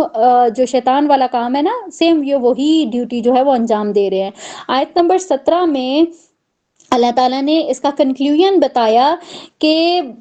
جرم کرنے والے اور جرم پہ اکسانے والے یہ دونوں جو ہیں ان دونوں کا بدترین انجام ہوگا۔ رکوع ہمارا کمپلیٹ ہو جاتا ہے۔ اگلا جو رکوع ہے رکوع نمبر 3 آیت نمبر 18 سے لے کر 24 تک آیات اس میں شامل ہیں۔ آیت نمبر 18 اور 19 میں ہم دیکھتے ہیں تو یہاں پہ انسان کو جھنجھوڑا گیا ہے کہ وہ اپنا انالیسس کر لے کہ اس نے کل کے لیے یعنی کہ اپنی آخرت کے لیے اس نے کیا تیاری کی ہوئی ہے، اس نے آگے کیا بھیجا ہے، اس نے آخرت کے لیے اپنے مال اور اپنی جان کی کتنی قربانیاں جو ہیں وہ اس نے دی ہوئی ہیں۔ پھر اسی طرح سے آیت نمبر 21 میں اگر دیکھیں تو یہاں پہ یہ بتایا گیا کہ اگر قرآن کریم کو کسی پہاڑ پہ نازل کیا جاتا تو وہ پہاڑ اللہ تعالیٰ کے روب سے پھٹ کر ذرات کی صورت میں وہ بکھر جاتا۔ اب یہ بات دیکھیں کہ یہاں پہ ہمیں نا ایک تو قرآن کریم کی عظمت کا جو ہے وہ اندازہ ہوتا ہے کہ قرآن کریم حقیقت میں وہ کیا چیز ہے جس کو ہم نے اتنا لائٹ لیا ہوا ہے، ہم نے اس کو اگنور کیا ہوا ہے۔ اصل میں جو قرآن ہے وہ کیا چیز ہے، قرآن کی کیا حیثیت ہے، کیا اس کی پاور ہے۔ تو یہاں پہ اللہ تعالیٰ نے کیا کہا کہ اگر کسی پہاڑ کے اوپر نازل ہوتا نا تو وہ خوف سے وہ پھٹ جاتا۔ اور اسی طرح سے یہاں پہ دیکھیں کہ انسان کی جو عظمت ہے وہ بتائی گئی ہے کہ وہ انسان کی وجہ سے نہیں بلکہ اس کی روح کی وجہ سے ہے، جو کہ اس کے اندر اللہ تعالیٰ نے اپنی جو روح اس کے اندر ڈالی ہے وہ اس کی وجہ سے، انسان کی جو عظمت ہے وہ اس کی وجہ سے ہے۔ پھر اسی کے ساتھ اللہ تعالیٰ نے کیا کہا کہ اس روح کی جو غذا ہے وہ اللہ تعالیٰ کا ذکر ہے۔ تو جو لوگ بھی اللہ تعالیٰ کے ذکر سے غافل ہو جاتے ہیں تو وہ کیا کرتے ہیں، وہ اپنی روح کو جو ہے وہ زخمی کرتے ہیں۔ اور یہاں پہ جو ہے وہ اللہ تعالیٰ نے اگر اسی رکوع کی جو آخری آیات ہیں اگر 22 سے لے کر 24 تک تو اس میں دیکھیں گے تو یہاں پہ ہمیں اللہ تعالیٰ کی عظمت کی صفات نظر آتی ہیں۔ اب یہاں پہ اللہ تعالیٰ نے کیا کہا کہ اللہ وہ ہے کہ جس کے سوا کوئی بھی معبود برحق نہیں ہے، وہ چھپے ہوئے کو بھی جانتا ہے، وہ کھلے کو بھی جانتا ہے۔ اللہ کے سوا کوئی بھی معبود نہیں ہے، مطلب بہت خوبصورت آیات ہیں یہ سورہ حشر کی آخری 2 آیات کہ جس میں ہمیں اللہ تعالیٰ کی بے پناہ صفات جو ہیں وہ نظر آتی ہیں کہ اللہ تعالیٰ کیا اللہ تعالیٰ کے اوصاف ہیں، کیا اللہ تعالیٰ کر سکتا ہے۔ تو اس میں ہمیں وہ سارے اللہ تعالیٰ کے جو صفاتی نام ہیں جو کہ اسماء حسنہ میں بھی شامل ہیں وہ سارے ہمیں یہاں ان میں سے کچھ جو ہیں وہ ہمیں ان 2 آیات میں نظر آتے ہیں۔ تو یہاں پہ پورے مضمون کے حساب سے اگر دیکھیں نا تو یہاں پہ وہی ہمیں اللہ تعالیٰ کی صفات نظر آ رہی ہیں، وہی نام نظر آ رہے ہیں، اسماء نظر آ رہے ہیں کہ جن میں جو اکارڈنگ ٹو سچویشنز جتنی بھی صفات ہے نا وہ ہمیں یہاں پہ نظر آتی ہیں۔ یہاں پہ ہماری جو سورہ ہے وہ کمپلیٹ ہو جاتی ہے۔ اگلی جو سورہ ہے سورہ ممتحنہ، اس میں 2 رکوع ہیں اور 13 آیات ہے۔ یہاں پہ آیت نمبر 1 اور 2 کو دیکھیں گے تو اس میں ایک خاص واقعے کی طرف جو ہے وہ اس کے بارے میں بات کی جا رہی ہے۔ اب یہ جو آیت کو اگر دیکھیں گے آیت نمبر 1 میں، اب اس میں کیا کہا جا رہا ہے کہ اے اہل ایمان تم میرے دشمنوں اور اپنے دشمنوں کو اپنا دوست نہ بناؤ، تم ان کی طرف دوستی اور محبت کے پیغامات بھیجتے ہو حالانکہ انہوں نے انکار کیا اس حق کا کہ جو کہ تمہارے پاس آیا۔ اب یہ جو اللہ تعالیٰ نے اتنی سخت ورڈنگز استعمال کی ہیں، کیوں کی ہیں، اس کے پیچھے کیا ریزن ہے؟ تو یہاں پہ اس کا تھوڑا سا بیک گراؤنڈ دیکھ لیں گے کہ سن 8 ہجری میں نبی کریم صلی اللہ علیہ وسلم نے جب فتح مکہ کے لیے ایک پورا پلان بنایا تھا اور نبی کریم صلی اللہ علیہ وسلم یہ چاہتے تھے کہ یہ جتنا بھی حملہ ہے، جو کچھ بھی ہوگا وہ سارا خفیہ رہے۔ مطلب ابھی جو ہے نا اس کی اہل مکہ میں سے کسی کو بھی ان ساری باتوں کے بارے میں جو ہے وہ خبر نہیں ملنی چاہیے کہ جو اہل مدینہ ہے یا نبی کریم صلی اللہ علیہ وسلم اور ان کے اصحاب جو ہیں وہ مکہ کے اوپر حملہ کرنے والے ہیں۔ تو ان ساری چیزوں کو جو ہے وہ خفیہ رکھا گیا تھا، رازدارانہ طور پہ یہ سارے کام ہو رہے تھے۔ اب کیا ہوا کہ ان سارے کاموں کے دوران ایک بدری صحابی تھے حضرت حاتم بن ابی بلتا، ان کو ظاہرہ ان کے جو گھر والے تھے وہ خود تو یہاں آ گئے تھے لیکن ان کے گھر والے جو تھے وہ مکہ میں ہی ابھی تھے۔ تو انہوں نے مطلب ان کی انٹینشن غلط نہیں تھی، انہوں نے ان کی خاطر جو تھا وہ اہل مکہ کو ایک خط لکھا جس میں انہوں نے جو تھا وہ مسلمانوں کا جو ایک لشکر تھا اس کی آمد کی ان کو اطلاع دے دی۔ اب کیا ہوا کہ وہ خط تو انہوں نے بھیج دیا، لیکن اللہ تعالیٰ نے ان ساری یہ جتنی بھی کاروائی ہوئی اس ساری بات کو جو ہے وہ وحی کے ذریعے نبی کریم صلی اللہ علیہ وسلم کو اس کی اطلاع کر دی۔ اب یہاں پہ اگر ہم دیکھیں تو یہ جو سورہ ہے اس میں نا جو حضرت حاتب ہیں جنہوں نے یہ جن سے یہ غلطی سرزد ہوئی تھی، ان کو جو ہے وہ مخاطب کر کے یہاں پہ بتایا گیا کہ جس طرح سے انہوں نے یہ سوچا کہ شاید مطلب اپنے جو ان کے ریلیٹیوز تھے ان کو بچانے کے لیے، اپنے رحمی رشتوں کو بچانے کے لیے انہوں نے ایک اس طرح کا سٹیپ لیا تھا۔ تو آیت نمبر 3 میں دیکھیں یہاں پہ اللہ تعالیٰ نے اس بات کی حقیقت کو کھول دیا کہ جن رحمی رشتوں کی وجہ سے یا اولاد کی وجہ سے جو اگر انسان اپنے آپ کو وہ مشکل میں ڈالتا بھی ہے تو روز قیامت تو نہ اولاد کام آئے گی نہ انسان کا مال کام آئے گا، یہ رحمی رشتے یہ تو بالکل بھی کام نہیں آئیں گے۔ تو یہاں پہ اللہ تعالیٰ نے کیا کہا کہ یہ جتنے بھی رحمی رشتے یا ان کا یہ جو اولادوں والا معاملہ ہے یہ ہرگز بھی جو ہے وہ نفع نہیں پہنچا سکتے، دنیا میں نہ نفع پہنچا سکتے ہیں نہ آخرت میں۔ کہیں کسی سٹیج میں اگر کہیں کہ جی کسی کو اپنی اولاد سے نفع ہوتا ہے، مال سے نفع ہوتا ہے، تو وہ فار دا ٹائم بینگ ہوتا ہے، اگر لانگ لاسٹنگ میں اگر اس کو دیکھیں نا تو کہ کوئی نفع پہنچاتا ہے۔ اور آخرت میں تو جیسے نفسا نفسی کا عالم ہوگا تو اس وقت تو نہ باپ کو بیٹے کا پتہ ہوگا نہ بیٹے کو ماں کا پتہ ہوگا، جس طرح سے آج رشتوں کے لیے جو ہے وہ انسان جو ہے وہ اپنے آپ کو مشکل میں ڈال دیتے ہیں، جس طرح سے ان صحابی نے اپنے آپ کو مشکل میں ڈالا۔ تو یہاں پہ اس چیز کو کلیئر کیا گیا کہ ایک روز قیامت جو ہے وہ کوئی بھی کسی کے کام نہیں آئے گا، اور جو کچھ تم کر رہے ہو اللہ تعالیٰ اسے دیکھ رہا ہے۔ آیت نمبر 4 میں دیکھیں تو ان ساری چیزوں کو جو ہے وہ اللہ تعالیٰ نے حضرت ابراہیم علیہ السلام کے ساتھ ریلیٹ کیا کہ بھئی دیکھیں حضرت ابراہیم علیہ السلام نے کیا اپنایا تھا، کیا انہوں نے طرز عمل اپنایا کہ انہوں نے اپنی قوم سے بالکل صاف صاف بالکل کلیئر کہہ دیا تھا کہ میں اس وقت تک جو ہے وہ تم لوگوں سے اعلان بیزاری کرتا ہوں جب تک کہ تم اللہ اور توحید جو خالص توحید ہے اس کے اوپر ایمان نہیں لے آتے ہو۔ آیت نمبر 5 میں دیکھیں یہاں پہ ابراہیم علیہ السلام کی دعا نظر آتی ہے کہ اور وہ یہ جو دعا تھی یہ مسلمانوں کے لیے تھی، کیونکہ اس وقت اللہ تعالیٰ نے جو ہے وہ اہل مکہ کو ڈیل دی ہوئی ہے۔ اہل مکہ جو ہم یہ بات دیکھتے ہیں کہ جو مکی دور تھا نبی کریم صلی اللہ علیہ وسلم کا، جو 13 سالہ دور ہے وہ اذیتوں سے بھرا ہوا تھا صحابہ کے ساتھ، ایون نبی کریم صلی اللہ علیہ وسلم کے ساتھ اہل مکہ نے کیا کچھ نہیں کیا۔ تو یہاں پہ کیا کہا گیا کہ ابھی تو اللہ تعالیٰ نے اہل مکہ کو ڈھیل دی ہوئی ہے، وہ مسلمانوں کے اوپر جتنا بھی جس حد تک بھی جو ہے وہ ظلم و ستم وہ کر سکتے ہیں وہ اللہ تعالیٰ نے ان کو چھوٹ دی ہوئی ہے۔ لیکن آن دا ادر ہینڈ اگر دیکھا جائے تو مسلمانوں کی طرف سے یہ دعا جو ہے وہ نظر آتی ہے کہ اگر اس طرح کی کوئی سچویشن ہوتی ہے تو اس میں جو ہے وہ مسلمان ایک بندہ مومن جو ہے وہ اس کو اللہ تعالیٰ سے ضرور جو ہے وہ یہ دعا کرنی چاہیے کہ اللہ تعالیٰ جو ہے وہ ہمیں آزمائش سے بچائے۔ تو یہ جو آیت نمبر 5 میں ہمیں جو دعا نظر آتی ہے یہ دعا جو ہے یہ اسپیشلی اس وقت جو مومنین تھے، جو صحابی تھے جو اسلام قبول کر رہے تھے، یہ اللہ تعالیٰ کی طرف سے ایک ایز اے گفٹ جو تھا یہ ایک دعا تھی۔ یہاں پہ اگلا جو رکوع ہے رکوع نمبر 2 ہے، آیت نمبر 7 سے لے کر 13 تک ہے۔ اب یہاں پہ ہم دیکھیں گے کہ اس میں آیت نمبر 7 اور 8 میں کیا بتایا گیا کہ جو مسلمان بھی اسلام کے خلاف یا مسلمانوں کے خلاف سازش کرتے ہیں یا وہ کسی سازش میں شریک ہوتے ہیں تو پھر ان کے ساتھ جو ہے وہ کبھی بھی حسن سلوک یا پھر برابری کی بنیاد پر تعلقات جو ہے وہ نہیں رکھے جائیں گے۔ اسی طرح سے آیت نمبر 9 میں اگر دیکھیں تو یہاں پہ بتایا گیا کہ ایسے لوگ جو کہ ان سے ہرگز بھی نہ دوستی کی جائے جو کہ اسلام یا مسلمانوں کے خلاف سازشوں میں شریک ہوئے ہوں۔ آیت نمبر 10 میں یہ بتایا گیا کہ اگر تو کوئی عورت، جیسے کہ ہم یہ دیکھتے ہیں کہ جب مسلمان مدینہ ہجرت کر کے آ گئے تو ان کی ہجرت کے بعد بھی بہت سارے لوگ جو تھے وہ ہجرت کر کے مدینہ آتے رہے۔ اب یہاں پہ اسپیشلی جو ہے وہ اللہ تعالیٰ نے عورتوں کا ذکر کیا کہ اگر تو کوئی عورت جو ہے وہ ہجرت کر کے آتی ہے تو بہت زیادہ ضروری ہے کہ سب سے پہلے اس کے ایمان کو جانچا جائے کہ واقعی وہ اللہ اور اس کے رسول کے لیے ہجرت کر کے آئی ہے یا پھر وہ کسی سازش کے تحت جو ہے وہ آئی ہے۔ تو یہاں پہ اللہ تعالیٰ کی طرف سے ہمیں یہ انسٹرکشن ملتی ہے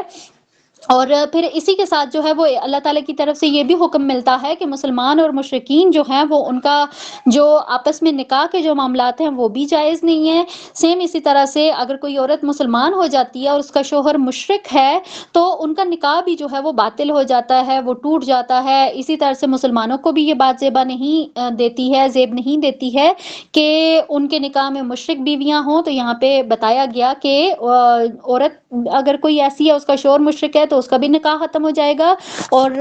جو مرد ہیں مسلمان مرد ہیں ان کی بیویاں جو ہیں تو پھر ان کو بھی یہ چاہیے کہ وہ ان مشرک بیویوں کو آزاد کر دیں۔ آیت نمبر 12 میں دیکھیں نبی کریم صلی اللہ علیہ وسلم کو یہ تلقین کی گئی کہ وہ مومن خواتین سے بیعت لیں، اور وہ بیعت میں کیا وہ بیعت لیں گی کہ وہ شرک، چوری، زنا، اپنی اولادوں کو قتل کرنا یا کسی کے اوپر تہمت یا بدکاری کا جو الزام ہے وہ یہ والے جرائم جو ہیں وہ نہیں کریں گی۔ اور اسی کے ساتھ جو ہے ایڈیشنل یہ بھی کہا گیا کہ وہ اپنے معاملات میں نبی کریم صلی اللہ علیہ وسلم کی نافرمانی بھی نہیں کریں گی۔ اور پھر اس طرح سے آپ صلی اللہ علیہ وسلم نے مردوں اور خواتین دونوں سے آپ نے بیعت لی۔ اور یہاں پہ اگر دیکھا جائے تو یہ جو بیعت لینا ہے عورت اور مردوں سے، یہ سمجھ لیں کہ ایک جماعت جو ہے وہ تیار کرنے کے لیے ایک بیس جو ہے وہ پرووائڈ کی گئی۔ آیت نمبر 13 میں دیکھیں تو یہاں پہ بتایا گیا کہ مشرکین اور یہود سے دوستی جو ہے وہ نہیں کرنی، اس سے منع کیا ہے اللہ تعالیٰ نے۔ اور یہاں پہ ہمارا جو رکوع ہے وہ بھی کمپلیٹ ہو جاتا ہے، بلکہ سورہ جو ہے وہ ہماری کمپلیٹ ہو جاتی ہے۔ اگلی جو سورہ ہے سورہ صف۔ سورہ صف میں جو ہے وہ 2 رکوع ہیں اور 14 آیات ہیں۔ اگین یہ بھی مسبحات میں سے ہے۔ پہلی جو آیت ہے وہ شروع ہو رہی ہے کہ کائنات کی ہر چیز جو ہے وہ اللہ تعالیٰ کی تسبیح بیان کرتی ہے۔ آیت نمبر 2 سے لے کر 4 میں اہل ایمان کو جھنجھوڑا گیا ہے کہ تم وہ بات کیوں کہتے ہو جو کہ کرتے نہیں ہو۔ اور پھر اللہ تعالیٰ نے یہ بھی بتایا کہ یہ جو حرکت ہے یہ اللہ تعالیٰ کو جو ہے وہ شدید بیزار کرنے والی ہے۔ اور یہاں پہ اللہ تعالیٰ نے بتایا کہ تمہارا یہ دعویٰ تمہیں کافروں سے جدا کرتا ہے کہ تم محمد رسول اللہ صلی اللہ علیہ وسلم کو اللہ تعالیٰ کا رسول مانتے ہو۔ اور پھر جیسا سے حضرت محمد صلی اللہ علیہ وسلم دنیا میں اللہ کے دین کو غالب کرنے کے لیے انہوں نے جدوجہد کی، انہوں نے کوششیں کی، تو اپنے آپ کو جو ہے وہ صرف اور صرف آپ یہ نہ سمجھیں کہ آپ ہر وقت جو ہے وہ اللہ تعالیٰ کے ذکر میں مشغول رہیں گے، تسبیح وغیرہ کرتے رہیں گے تو یہ بہت بڑا جو کوئی ایک سمجھ لیں کہ کارنامہ ہے یا بہت بڑی کوئی نیکی ہے، نہیں، بلکہ اللہ تعالیٰ کو اپنے بندوں سے کیا مطلوب ہے کہ وہ اللہ تعالیٰ کے دین کو غالب کرنے کے لیے اپنی جتنی بھی کوششیں ہیں، ایون اپنی جان، اپنا مال، وہ اللہ تعالیٰ کے راستے میں لگا دیں۔ آیت نمبر 5 اور 6 میں دیکھیں غلبہ دین کی ذمہ داری بتائی گئی کہ وہ پہلے یہود پہ تھی، اور یہود نے کیا کیا، انہوں نے جو کچھ بھی کیا وہ ہم سب کے سامنے الحمدللہ ہم بہت اچھے سے پڑھ چکے ہیں۔ اسی کے ساتھ حضرت موسیٰ علیہ السلام کا ذکر کیا گیا اور حضرت عیسیٰ علیہ السلام کا ذکر کیا گیا۔ حضرت عیسیٰ علیہ السلام کے بارے میں بتایا گیا کہ حضرت عیسیٰ نے اپنی قوم کو جو ہے وہ نبی کریم صلی اللہ علیہ وسلم کے بارے میں کلیئرلی نشانیاں بتائی تھیں، ایون ان کا نام تک بتایا تھا کہ ان کا نام احمد ہوگا۔ اور جتنی بھی انہوں نے نشانیاں بتائی، ان ساری باتوں کے نتیجے میں ان کی قوم نے ان کو جادوگر جو ہے وہ ڈکلیئر کر دیا۔ اب یہاں پہ اگر دیکھیں تو سیم جس طرح سے اب نبی کریم صلی اللہ علیہ وسلم اہل یہود جو تھے یا اہل کتاب جو تھے ان کے بیچ میں موجود تھے، جتنی نشانیاں ان کے نبیوں نے ان کو دی تھی ان کے اکارڈنگ وہ بہت آسانی سے ان کو پہچان سکتے تھے، لیکن انہوں نے پہچان کے بھی ان کو جو ہے وہ ان کو ایکسیپٹ نہیں کیا۔ تو آیت نمبر 9 میں دیکھیں تو جب بتایا جا رہا ہے کہ جب نبی کریم صلی اللہ علیہ وسلم نے انہیں جو ہے وہ دین کی دعوت دی تو انہوں نے کیا کیا کہ انہوں نے سازشیں جو تھیں وہ شروع کر دی، انہوں نے رکاوٹیں جو ہے وہ ڈالنی شروع کر دی۔ تو پھر یہاں پہ اللہ تعالیٰ نے بتایا کہ اللہ تعالیٰ ان کے ناپاک عزائم کو جو ہے وہ خاک میں ملا دے گا۔ نبی کریم صلی اللہ علیہ وسلم کے لیے بتایا گیا کہ وہ تمام جہانوں کے لیے رحمت بن کے آئے ہیں۔ آپ کی رحمت کا یہ مظہر ہے کہ آپ صلی اللہ علیہ وسلم ظالم بادشاہوں اور دنیا دار مذہبی رہنماؤں کے جو جبر اور جو ان کے استحصال تھے اس سے انسانوں کو آزاد کروایا۔ اللہ تعالیٰ کے دین جو اللہ تعالیٰ کی طرف سے بھیجا ہوا دین تھا جو کہ عادلانہ دین تھا اس کو غالب کیا۔ تو نبی کریم صلی اللہ علیہ وسلم نے اپنی جو ڈیوٹی تھی اس کو باحسن خوبی انہوں نے انجام دیا۔ اب تو وہ نہیں ہے ہیں اور ان کے توسط سے ان کی جو ڈیوٹی ہے وہ آج ہم سب کا جو ایک فرض ہے کہ ان کی جو ڈیوٹی ہے ہم اس کو آگے بڑھائیں، ان کا جو مشن تھا اس کو زندہ رکھیں اور اس کو جو ہے وہ پورے جو اسلام ہے، اسلام کی جو تعلیمات ہیں، جو اسلام کے احکامات ہیں، اس کو پوری دنیا میں جو ہے وہ پورے عالم میں اس کو جو ہے وہ پھیلائیں، یہ ہماری ذمہ داری بنتی ہے۔ رکوع نمبر 2 میں دیکھیں آیت نمبر 10 سے لے کر 14 تک آیات اس میں شامل ہیں۔ اب اس میں دیکھیں بتایا گیا ہے کہ انسان کا جو سب سے بڑا مسئلہ ہے وہ آخرت میں جہنم کے عذاب سے بچنا ہے۔ تو اس رکوع میں جو ہے وہ بتایا گیا کہ آخرت میں جو ہے وہ کس طرح سے آپ جو دردناک عذاب ہے اس سے بچ سکتے ہیں۔ اب دیکھیں اس سے پہلے ہم نے یہ جو ہماری لاسٹ جتنی بھی سورج چل رہی ہیں اس میں ہم دیکھ رہے ہیں آخرت، جہنم، عذاب، ان ساری چیزوں کے بارے میں ہم پڑھتے آ رہے ہیں نا۔ تو یہاں پہ اللہ تعالیٰ نے بتایا ہے کہ کس طرح سے جو ہے وہ آخرت کا عذاب ہے اس سے بچا جا سکتا ہے۔ تو یہاں پہ اللہ تعالیٰ نے جو کی ہے نا وہ جو کہتے ہیں نا کہ ایک جو پوائنٹ ہے جو جس کے ذریعے سے آپ جو ہیں وہ اپنے آپ کو بچا سکتے ہیں، تو وہ کی کیا ہے کہ آپ نے دل کی گہرائیوں سے جو ہے وہ اللہ اور اس کے رسول کے اوپر ایمان لانا ہے، اپنے مال اور اپنی جان کے ساتھ آپ نے جو ہے وہ جہاد کرنا ہے، اس دین کو غالب کرنا ہے۔ تو بدلے میں اللہ تعالیٰ کیا کرے گا؟ اللہ تعالیٰ آپ کی خطائیں معاف فرمائے گا اور قیامت کے دن جو ہے وہ آپ کو ہمیشہ رہنے والے باغات میں شامل فرمائے گا۔ تو یہاں پہ ضرور اللہ تعالیٰ سے یہ دعا کریں کہ ہمیں اللہ تعالیٰ ان لوگوں میں شامل کرے کہ جو دین کے غلبے کے لیے جدوجہد کر سکیں، جو دین کو سربلند کر سکیں۔ اللہ تعالیٰ ضرور ہمیں ان لوگوں میں شامل فرمائے، آمین ثم آمین۔ یہاں پہ اللہ تعالیٰ نے یہ بتایا کہ خلوص کے ساتھ اگر کوئی دین کو پھیلانے کے لیے اگر کوئی کوشش کرتا ہے تو اس کی کوششوں کو جو ہے وہ اللہ تعالیٰ نے کیا کہا کہ اس کی جو منزل ہوگی جس طرح سے غلبہ دین ہوگا، تو ایسے جو سعادت مند لوگ ہوں گے ان کے لیے اللہ تعالیٰ نے آخرت میں اپنی مددگار ہونے کا جو ہے وہ اللہ تعالیٰ نے کہا کہ آخرت میں اللہ تعالیٰ ان کا مددگار ہوگا۔ آیت نمبر 13 میں اگر دیکھیں تو یہاں پہ مومنین کو جو ہے وہ اللہ تعالیٰ کی مدد اور ایک قریبی فتح کی خوشخبری جو ہے وہ دی گئی۔ اب یہ جو مدد ہے یہ دنیا میں کامیابی اور حکمرانی کی جو ایک خوشخبری تھی وہ تھی۔ ہم نے دیکھا کہ کس طرح سے مسلمانوں میں نے مکہ کو فتح کیا، پھر اس کے بعد کی جو فتوحات، پھر خلفائے راشدین کے جو ہم دور دیکھتے ہیں، تو یہاں پہ ہمیں وہ ساری جو اللہ تعالیٰ کی طرف سے خوشخبریاں تھیں وہ ساری پوری ہوئی ہوتے ہوئے بھی ہم نے دیکھی۔ اور اسی طرح سے اللہ تعالیٰ نے اس کے ساتھ کیا کہا کہ دنیا میں تو کامیابی ملی مسلمانوں کو، آخرت میں بھی جو ہے اگر کوئی اسی طرح سے اگر جدوجہد کرتا ہے تو آخرت میں بھی اللہ تعالیٰ اس کو اسی طرح سے کامیاب فرمائے گا۔ ہماری سورہ جو ہے وہ کمپلیٹ ہو جاتی ہے۔ اگلی جو سورہ ہے وہ ہے سورہ جمعہ، اور اس میں 2 رکوع ہیں اور 11 آیات ہیں۔ اگین مسبحات میں سے یہ شامل ہے۔ پہلی آیت دیکھیں، سیم اسی طرح سے کہ کائنات کی ہر چیز جو ہے وہ اللہ تعالیٰ کی تسبیح بیان کر رہی ہے۔ آیت نمبر 2 میں دیکھیں تو یہاں پہ نبی کریم صلی اللہ علیہ وسلم کے اوصاف جو ہیں وہ ہمیں نظر آتے ہیں۔ اب اس میں کیا بتایا گیا کہ جس طرح سے نبی کریم صلی اللہ علیہ وسلم نے پوری ایک جو ان کا لائف تھی اس میں انہوں نے جتنی محنت کی، جس طرح سے اب نبی کریم صلی اللہ علیہ وسلم کے بارے میں اگر آیت نمبر 2 میں دیکھیں تو یہاں پہ کیا بتایا گیا کہ آپ نے تلاوت آیات سے لوگوں کو جو تھا وہ اٹریکٹ کیا، پھر اس کے بعد جو ہے جو لوگ اٹریکٹ ہوئے ان کے دلوں میں جو ہے وہ ان قرآن کو اتارا، ان کا تزکیہ کیا، پھر جب ان میں اللہ تعالیٰ کی محبت پیدا ہوگی، آخرت کی فکر پیدا ہو گئی، تو پھر انہیں نبی کریم صلی اللہ علیہ وسلم نے احکامات سکھائے۔ پھر جب وہ احکامات بھی سیکھ چکے تو پھر انہیں جو ہے وہ دین کے لیے ہر قربانی دینے کی خاطر جو تھا وہ ان کو ثابت قدم کر دیا۔ تو یہاں پہ ہم دیکھتے ہیں کہ جس طرح سے نبی کریم صلی اللہ علیہ وسلم کا جو 21 سالہ دور ہے، ٹھیک ہے، تبلیغ کا، تو اس میں ہم دیکھتے ہیں کہ نبی کریم صلی اللہ علیہ وسلم کی محنت سے، ان کی کاوشوں سے ایسی ایک جماعت تیار ہوئی تھی، ایسی ایک حزب اللہ جو کہ اللہ تعالیٰ کی جماعت تیار ہوئی تھی کہ جس کی وجہ سے نبی کریم صلی اللہ علیہ وسلم نے دین کو جو تھا وہ غالب کر دیا۔ اور پھر آج ہم دیکھتے ہیں کہ جس طرح سے آج ہمیں بہت زیادہ ضرورت ہے اس دین کو غالب کرنے کی، تو ہمیں یہ چیز، ہمیں وہی سارے سٹیپس اپنانے ہوں گے، وہی سارے جو آداب ہیں وہی سیکھنے ہوں گے کہ جس کی وجہ سے آج سے 1450 سال پہلے نبی کریم صلی اللہ علیہ وسلم نے اس دین کو غالب کیا تھا، تو آج ہمیں بھی ان ساری چیزوں کو ریوائنڈ کرنے کی ضرورت ہے۔ اب جس طرح سے ہم یہ دیکھتے ہیں کہ پہلے بھی اللہ تعالیٰ تعالیٰ نے کہا کہ اس سے پہلے جو دین کا غلبے کی جو ذمہ داری تھی وہ یہود پہ ڈالی گئی تھی، اور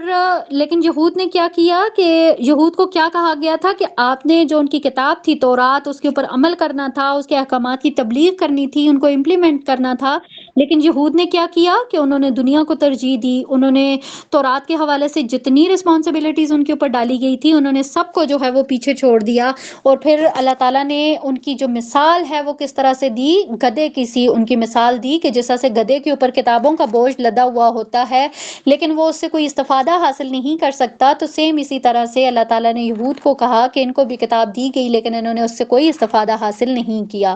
آیت نمبر 6 میں دیکھیں تو یہاں پہ اہل یہود کو مخاطب کیا گیا ہے کہ اگر تم واقعی اگر یہ سمجھتے ہو کہ تم اللہ تعالیٰ کے محبوب ہو، اللہ تمہارا دوست ہے، تو پھر بھائی دوست تو دوست سے ملاقات کے لیے بڑا اس کو انرجیٹک ہوتا ہے، وہ چاہتا ہے کہ میں اپنے دوست سے ملاقات کروں، تو اگر تم اللہ تعالیٰ کو دوست کہتے ہو تو بھائی اس سے ملاقات کے لیے تمہیں پھر موت کی تمنا کرنی چاہیے۔ تو یہاں پہ آیت نمبر 7 میں پھر اللہ تعالیٰ نے اس حقیقت کو بھی واضح کر دیا کہ یہ کبھی بھی موت کی تمنا نہیں کریں گے، انہیں موت سے ڈر لگتا ہے، لیکن آیت نمبر 8 میں اللہ تعالیٰ نے کہا کہ بھائی موت سے بچ کے کہاں جائیں گے، یہ جہاں پہ بھی جائیں گے موت تو آئے گی، اور پھر کیا ہوگا کہ ایک دن آئے گا کہ جس دن انہوں نے جو کچھ بھی کیا ہوگا اس کا حساب جو ہے وہ ان سے لیا جائے گا۔ رکوع ہمارا کمپلیٹ ہو جاتا ہے۔ اگلا جو رکوع ہے رکوع نمبر 2 آیت نمبر 19 سے لے کر 11 تک آیات اس میں شامل ہیں۔ اب اس میں ہم دیکھیں گے آیت نمبر 9 اور 10 جو ہے اس میں کیا کہا گیا کہ جب بھی جو ہے وہ جمعے کے دن اس کی اذان دی جائے، جمعے کی اذان دی جائے تو ہر طرح کے کاروبار جو ہیں وہ ان کو بند کر دینا چاہیے، اس کو سٹاپ کر دینا چاہیے، اور پرائیورٹی کیا ہونی چاہیے؟ خطبہ، ٹھیک ہے؟ آپ خاموشی کے ساتھ خطبے کو سنیں، مسجد کی طرف روانہ ہو خطبے کو سننے کے لیے، اور یہاں پہ اللہ تعالیٰ نے کیا کہا کہ جب وہ نماز پوری ہو جائے تو پھر اس کے بعد جو ہے وہ زمین میں پھیل جاؤ اور پھر اللہ تعالیٰ کا فضل تلاش کرو۔ یہاں پہ اگر آپ دیکھیں تو جس طرح سے پہلی جو امت مسلمہ ہے اس کا ذکر کیا جا رہا ہے، تو اگر ان کا اگر دیکھا جائے تو ان کا جو عبادت کا دن تھا اس میں بہت سختی تھی، لیکن مسلمانوں کو اللہ تعالیٰ نے یہاں پہ کمپنسیٹ کیا۔ اب یہاں پہ آیت نمبر جو 11 ہے اگر اس میں دیکھیں تو آخری آیت ہے اس سورہ کی، اب اس میں جو ہے وہ ایک واقعے کی طرف اشارہ ملتا ہے۔ اب یہ جو آیت ہے اس کو پڑھنے سے پہلے یا اس کو سمجھنے سے پہلے اگر اس کا بیک گراؤنڈ دیکھ لیں گے تو پھر ہم بہت ایزیلی اس کو انڈرسٹینڈ کر لیں گے کہ ایک دفعہ کیا ہوا کہ مدینہ میں شام سے ایک قحط کا دور چل رہا تھا، اور جمعے کی نماز ہو رہی تھی، اس کا ٹائم تھا، اور این کیا ہوا اسی وقت ایک تجارتی قافلہ جو تھا وہ وہاں پہ آ گیا، اور پھر اس نے ظاہر اپنی آمد کی اطلاع کے لیے اس نے ڈھول بجانا شروع کر دیے، تو قحط کی وجہ سے ظاہر ہے ہر طرف بھوک والا عالم تھا، تو جیسے ہی انہیں قافلے کا جو تھا مسلمان جب اس کے لیے جمعے کی نماز کے لیے اکٹھے ہوئے تھے تو جیسے ہی انہیں قافلے کی آمد کا پتہ چلا تو وہ سب کچھ وہیں چھوڑ چھاڑ کے، نبی کریم صلی اللہ علیہ وسلم خطبہ دے رہے تھے، وہ سارا کچھ چھوڑ کے وہ لوگ جو تھے وہ اس قافلے کی طرف چلے گئے۔ تو یہاں پہ مطلب سارے لوگ نہیں، اس میں سے کچھ چند لوگ جو تھے وہ نبی کریم صلی اللہ علیہ وسلم کے پاس رہ گئے تھے، میجورٹی جو تھے وہ چلے گئے تھے۔ تو یہاں پہ اللہ تعالیٰ نے اس چیز کو پوائنٹ آؤٹ کیا ہے کہ جب بھی تم نے کوئی بھی تجارت والا معاملہ دیکھا، کوئی بھی کھیل تماشا دیکھا، تو تم نے نبی کریم صلی اللہ علیہ وسلم کو وہیں کھڑا چھوڑ دیا اور تم جو ہے وہ ان ساری چیزوں کی طرف چلے گئے۔ تو اس کی حقیقت اللہ تعالیٰ نے بتائی کہ یہ جو کھیل کود ہیں یا جو تجارت ہے یہ اس سے کئی زیادہ بہتر ہے کہ جو اللہ تعالیٰ جو ہے وہ تمہیں دے، تو یا اللہ اور اس کا رسول جو ہے وہ تمہیں دے، وہ یہ کھیل کود جو ہیں یہ اس کے مقابلے میں کچھ بھی نہیں ہے۔ اور جس طرح سے رزق کی وجہ سے وہ لوگ وہاں سے چلے گئے تھے، نبی کریم صلی اللہ علیہ وسلم کو اکیلا چھوڑ دیا، تو یہاں پہ اللہ تعالیٰ نے کیا کہا کہ رزاق تو جو ہے وہ صرف اور صرف اللہ تعالیٰ ہے، اور وہ بہترین رزاق جو ہے وہ ہے، لیکن صرف توکل کی ضرورت ہوتی ہے۔ یہاں پہ ہماری جو سورہ ہے وہ کمپلیٹ ہو جاتی ہے۔ اگلی جو سورہ ہے سورہ منافقون، اور اس کے 2 رکوع ہیں اور 11 آیات ہیں اس میں۔ یہاں پہ ہم دیکھیں گے کہ جو اس کی پہلی آیت ہے آیت نمبر 1 سے لے کر 3 میں ہم دیکھیں گے تو یہاں پہ جو نفاق والا جو مرض ہے، جو منافقت ہے، اس کے 4 جو مین ایلیمنٹس ہیں نا وہ نظر آتے ہیں کہ جس طرح سے دینی تقاضوں کو پورا کرنے کے لیے ان کو کوئی بھی اگر ان کو نہیں پورا کر رہا تو اس کے لیے وہ جھوٹے بہانے بناتا ہے، اور پھر اپنے انہی جھوٹے بہانوں کو جو ہے وہ سچ ثابت کرنے کے لیے جھوٹی قسمیں کھاتا ہے، ٹھیک ہے، یہ دوسرا منافقت کا جو ہے وہ دوسری قسم ہوگی۔ اور پھر اسی طرح سے وہ دوسروں کے جان و مال کو قربانی دینے سے وہ ہے وہ روکتا ہے، اور پھر دین کے لیے قربانیاں دینے والوں سے وہ دشمنی کرتا ہے۔ تو یہ 4 مین ایسی چیزیں ہیں جو کہ منافقت میں آتی ہیں، اور جو منافقین جو ہے وہ اگر وہ کسی بھی انسان میں یہ پائی جاتی ہیں تو مینز وہ منافقین میں جو ہے وہ شمار ہوں گے۔ آیت نمبر 4 میں دیکھیں، یہاں پہ اللہ تعالیٰ نے ظاہر منافقین کی بات ہو رہی ہے، تو یہاں پہ اللہ تعالیٰ نے اگزامپل دی منافقین کی کہ یہ ایک خشک لکڑی کی طرح ہے جو کہ اپنے بل پہ کھڑی بھی نہیں ہو سکتی ہے، اس کو کھڑا ہونے کے لیے بھی دیوار کے سہارے کی ضرورت ہوتی ہے۔ آیت نمبر 5 اور 6 میں دیکھیں تو یہاں پہ اللہ تعالیٰ نے جو منافقین کی حرکتیں ہیں اس سے نبی کریم صلی اللہ علیہ وسلم کو نظر انداز کرنے کا جو ہے وہ حکم دیا، اور ساتھ میں یہ بھی جس طرح سے نبی کریم صلی اللہ علیہ وسلم منافقین کی جو حرکتیں تھیں ان کو نظر انداز کر دیتے تھے، مطلب اس کو اگنور کر دیتے تھے، منافقین کو معاف کر دیتے تھے، تو یہاں پہ اللہ تعالیٰ نے کیا کہا کہ آپ بھلے ان کو معاف کر دیں، آپ ان کو اگنور کر دیں، لیکن اللہ تعالیٰ جو ہے وہ ہرگز بھی ان کو معاف نہیں کرے گا، بھلے نبی کریم صلی اللہ علیہ وسلم ان کے لیے استغفار کرتے رہیں لیکن اللہ تعالیٰ ان کو معاف نہیں کرے گا۔ آیت نمبر 7 میں دیکھیں تو یہاں پہ منافقین جو بتایا گیا کہ وہ نبی کریم صلی اللہ علیہ وسلم سے دشمنی میں اس حد تک بڑھ چکے تھے کہ وہ کیا کہتے ہوتے تھے کہ ان کے اوپر جو ہے وہ مال خرچ نہیں کرنا، معاذ اللہ، مطلب وہ یہ سمجھتے تھے کہ وہ مال خرچ کر رہے ہیں، وہ احسان کر رہے ہیں۔ تو یہاں پہ کیا کہا گیا آیت نمبر 8 میں کہ سیم انہی کی منافقین کی ایک اور جو ہے وہ ہمیں حرکت نظر آتی ہے کہ جس طرح سے انہوں نے مال خرچ کرنے سے روکا، اسی طرح سے ایک موقع پر ان کی جو دشمنی تھی ان کو کس طرح سے منافقین نے نکالا۔ اب منافقین کے بارے میں جب بھی بات ہوگی تو یہ بات ضرور ذہن میں لائیں کہ جو منافقین کا جو سب سے بڑا سردار تھا نا وہ عبداللہ بن ابی تھا، ٹھیک ہے، تو یہاں پہ بھی اگر دیکھا جائے تو یہ جو 2 آیات ہیں 7 اور 8 اس میں بھی اسی کے حوالے سے بات کی جا رہی ہے کہ اس نے جو ہے وہ ایک دفعہ اس نے کیا کہا تھا کہ جب ہم مدینہ واپس چلے جائیں تو ہم ان ہم عزت والے ہیں، ہم ان ذلیل لوگوں کو جو ہے وہ وہاں سے نکال دیں گے معاذ اللہ، تو اس طرح کی ورڈنگز اس نے استعمال کی تھی۔ تو اس کے جواب میں اللہ تعالیٰ نے کیا کہا کہ عزت جو ہے وہ صرف اور صرف اللہ اور اس کے رسول کے لیے ہے اور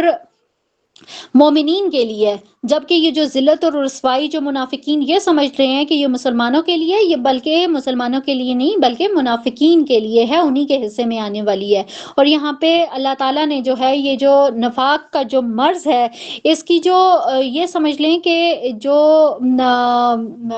یہ جو منافقت کی وجہ سے یہ اس طرح کی ایک چیز ہے کہ جس پہ انسان بھلے ہی جو ہے وہ کتنا اپنے معافی تلافی کر لے یا کچھ بھی کر لے لیکن اللہ تعالیٰ کو یہ چیز پسند نہیں ہے، تو اسی لیے اللہ تعالیٰ نے یہاں پہ کیا کہا کہ اللہ تعالیٰ جو ہے وہ منافقین کو کبھی بھی نہیں ان کی بخشش جو ہے وہ نہیں فرمائے گا۔ رکوع نمبر 2 میں دیکھیں، یہاں پہ آیت نمبر 9 سے لے کر 11 تک اس میں آیات ہیں۔ آیت نمبر 9 میں دیکھیں تو یہاں پہ جو منافقت کا مین جو ایلیمنٹ ہے نا وہ بتایا گیا، اور وہ کیا ہے؟ مال اور اولاد۔ اب یہ جو مال ہیں، جو اولاد ہیں، یہ ایسی چیزیں ہیں جو کہ انسان جو ہے وہ ان کی محبت میں مبتلا ہو کر وہ اللہ تعالیٰ کے احکامات سے غافل ہو جاتا ہے۔ تو یہاں پہ بتایا گیا کہ پریکاشنز کے طور پہ یہ بتایا گیا کہ انسان کو ہر وقت جو ہے وہ اللہ اور اس کے جو احکامات ہیں ان کو یاد رکھنا چاہیے، اسے اپنا انالیسس کرتے رہنا چاہیے، کبھی بھی کہیں بھی کسی بھی سٹیپ پہ اگر اس کو یہ لگے کہ اس کے ایمان میں کمزوری آ رہی ہے، تو اس کی اطاعت میں اگر کمی آ رہی ہے تو فوراً سے جو ہے وہ اپنا ایمان کا جو لیول ہے اس کو برابر کرنے کے لیے اس کو اللہ تعالیٰ کی راہ میں مال خرچ کرنا چاہیے۔ اور پھر یہاں پہ اللہ تعالیٰ نے یہ بھی بتایا کہ اپنا یہ جو انفاق فی سبیل اللہ ہے اس کو ہمیشہ آپ نے پرائیورٹی دینی ہے، کیونکہ موت کا وقت تو کسی کو بھی نہیں معلوم۔ تو یہاں پہ اللہ تعالیٰ نے کہا کہ ایسا نہ ہو کہ موت کا فرشتہ آ جائے اور پھر اس وقت جو ہے وہ آپ التجا کریں کہ بھئی ہمیں تھوڑی سی مہلت دے دی جائے تاکہ ہم دنیا میں جائیں اور انفاق فی سبیل اللہ کریں۔ تو یہاں پہ بتایا گیا کہ پھر تب جو ہے وہ جب موت کا فرشتہ آ جائے گا تو پھر جو ہے وہ ٹائم جو ہے وہ مہلت جو ہے وہ نہیں ملے گی، اس وقت جو ہے وہ کوئی التجا بھی قبول نہیں کی جائے گی۔ تو اس لیے یہاں پہ ضرور یہ دعا کریں کہ اللہ تعالیٰ ہمیں موت سے پہلے جو ہے وہ اللہ تعالیٰ کے راستے میں اپنی جان اپنا مال لگانے کی توفیق عطا فرمائے، آمین ثم آمین۔ ہماری سورہ جو ہے وہ کمپلیٹ ہو جاتی ہے۔ اگلی جو سورہ ہے سورہ تغابن، اس میں بھی 2 رکوع ہیں اور 8 آیات ہیں، اور اس کی بھی جو پہلی یہ بھی جو ہے مسبحات میں سے ہے، پہلی سورہ جو ہے وہ آیت مسبحات ہے، اور آیت نمبر یہ جو رکوع ہے یہ آیت نمبر 1 سے لے کر 10 تک اس میں آیات جو ہیں وہ شامل ہیں۔ اب اس میں ہم دیکھیں گے اس رکوع میں کہ اس میں توحید، رسالت اور آخرت کا جو بیان ہے وہ ہمیں نظر آئے گا۔ یہاں پہ بتایا گیا کہ اللہ تعالیٰ نے دنیا کو انسانوں کے لیے بنایا ہے، جبکہ انسان کو جو ہے وہ آخرت کے لیے بنایا ہے، اور آخرت میں جو ہے وہ اللہ تعالیٰ جب ان کو جمع کرے گا تو ان سے پھر ان ساری چیزوں کی جواب طلبی بھی ہوگی۔ آیت نمبر 6 سے لے کر 10 میں بتایا گیا کہ ماضی میں جب رسولوں نے اپنی قوموں کو یہ ساری بات بتائی تو ان قوموں نے کیا کیا، رسولوں کی دعوت کو جھٹلا دیا، اور پھر انہوں نے کیا سٹیٹمنٹ دی کہ بھئی تم بھی تو ہماری طرح کے انسان ہو، اور جس طرح سے اللہ تعالیٰ نے پھر یہاں پہ بتایا کہ جس طرح اللہ تعالیٰ نے ان قوموں کو جو ہے وہ ذلت امیز سزا دے کر ان کو عبرت کا نشان بنایا، اور پھر اسی طرح سے ان قوموں کے لیے ہم نے بہت ساری قوموں کے قصے پڑھے نا، کہ جن میں قوم لوط تھی، قوم سمود تھی، لوط تھی، قوم سمود، عاد، اور یہ ان سب کے بارے میں تو یہاں پہ اللہ تعالیٰ نے کیا کہا کہ قیامت تک جو ہے وہ ان کے لیے عذاب ہے، اور جو بڑا جو عذاب ہے اس کا جو فیصلہ ہے وہ قیامت کے روز ہوگا۔ اب یہاں پہ اللہ تعالیٰ نے بتایا کہ یہ جو دن ہوگا یہ ہار اور جیت کا دن ہوگا، تو جو لوگ ایمان لا کر اچھے عمل کریں گے اس دن وہ کامیاب ہوں گے اور ہمیشہ کی جنت میں داخل کیے جائیں گے، لیکن اس کے برعکس جو لوگ جنہوں نے ایمان نہیں لایا، جنہوں نے دعوت کو ایکسیپٹ نہیں کیا، وہ اس دن ناکام ہوں گے اور پھر جہنم کی ابدی جو سزا ہے اس کا سامنا انہیں کرنا پڑے گا۔ اگلا جو رکوع ہے رکوع نمبر 2، آیت نمبر 11 سے لے کر 18 تک آیات جو ہیں وہ اس میں شامل ہیں۔ آیت نمبر 11 اور 12 میں دیکھیں گے 11 سے لے کر 14 تک، تو اس میں جو انسان کی فکر اور اس کے طرز عمل پر ایمان کے جو اثرات ہوتے ہیں نا ان کو بیان کیا گیا ہے، کہ بندہ مومن جو ہے اس کے اوپر اگر کوئی بھی کسی بھی قسم کے حالات ہوتے ہیں تو وہ ان کو من جانب اللہ سمجھتا ہے، اور پھر جب وہ یہ سمجھتا ہے کہ یہ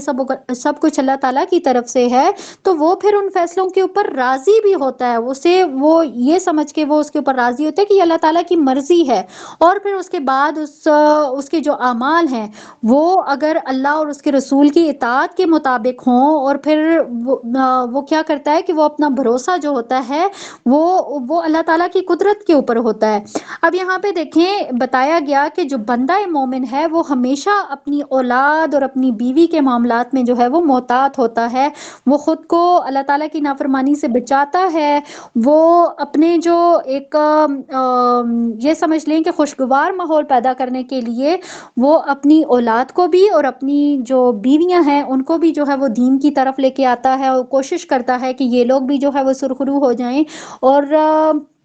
اس کے پاس جو مال ہے یا جو اس کے پاس اولاد ہے تو وہ اس کو اپنا سرمایہ نہیں سمجھتا بلکہ وہ اللہ تعالیٰ کی امانت سمجھتا ہے، اور جس کے بارے میں اسے یہ پتا ہے کہ اس امانت کے بارے میں جو ہے وہ مجھ سے سوال ہوگا، مجھے جواب دینا پڑے گا، اور پھر وہ ایسا کوئی بھی کام نہیں کرتا کہ جس سے اللہ تعالیٰ جو ہے وہ ناراض ہو جائے۔ آیت نمبر 17 اور 18 میں اگر دیکھیں تو یہاں پہ آخر میں جو ہے وہ اللہ تعالیٰ نے حکم دیا کہ اللہ تعالیٰ کی نافرمانی کے لیے آخری حد تک تک جو ہے وہ اس سے بچنا چاہیے، اور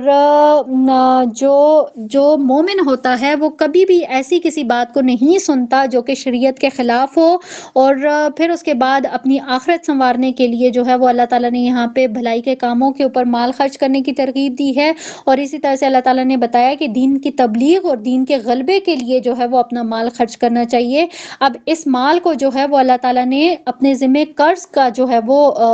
اس درجہ دیا ہے، اور پھر اللہ تعالیٰ نے کیا کہا ہے کہ بروز آخرت وہ قرض جو ہے وہ اللہ تعالیٰ بڑھا چڑھا کر واپس لوٹائے گا اور تمہارے گناہوں کو بھی معاف فرمائے گا انشاءاللہ تعالیٰ۔ یہاں پہ ہماری جو سورہ تغابن ہے وہ بھی کمپلیٹ ہو جاتی ہے۔ اگلی جو سورہ ہے سورہ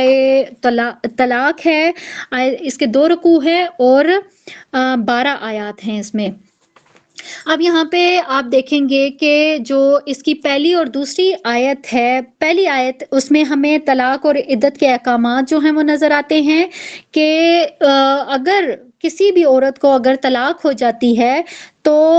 اس کی جو عدت کا جو ڈیوریشن ہوگا وہ اسے اپنے ہسبینڈ کے گھر ہی، مطلب ایکس ہسبینڈ کے گھر میں ہی گزارنا ہوگا۔ اب یہاں پہ اللہ تعالیٰ نے اس بات کو کلیئر کر دیا کہ نہ تو مرد جو ہے وہ اس عورت کو گھر سے نکالے گا، اور نہ ہی عورت کے لیے یہ جائز ہے کہ وہ اگر اس طرح کا کوئی معاملہ آ گیا تو وہ فوراً سے گھر کو جو ہے وہ چھوڑ کر لات مار کر جو ہے وہ چلی جائے۔ تو یہاں پہ دونوں کو جو ہے وہ عورت اور مرد کو اللہ تعالیٰ نے جو ہے وہ ایک ساتھ مخاطب کیا ہے۔ اب اس کے بعد جو ہے وہ یہاں پہ عدت کے جو ڈیوریشن ہے یا عدت کا جو حساب ہے وہ بتایا گیا کہ کس طرح سے جو ہے وہ طلاق دینی ہے۔ مطلب یہاں پہ یہ دیکھ لیں کہ یہاں پہ مفہوم بتایا گیا، ٹھیک ہے، کہ طلاق جو ہے وہ کس طرح سے آپ نے دینی ہے۔ اب آیت میں اگر دیکھیں تو یہاں پہ کیا بتایا گیا کہ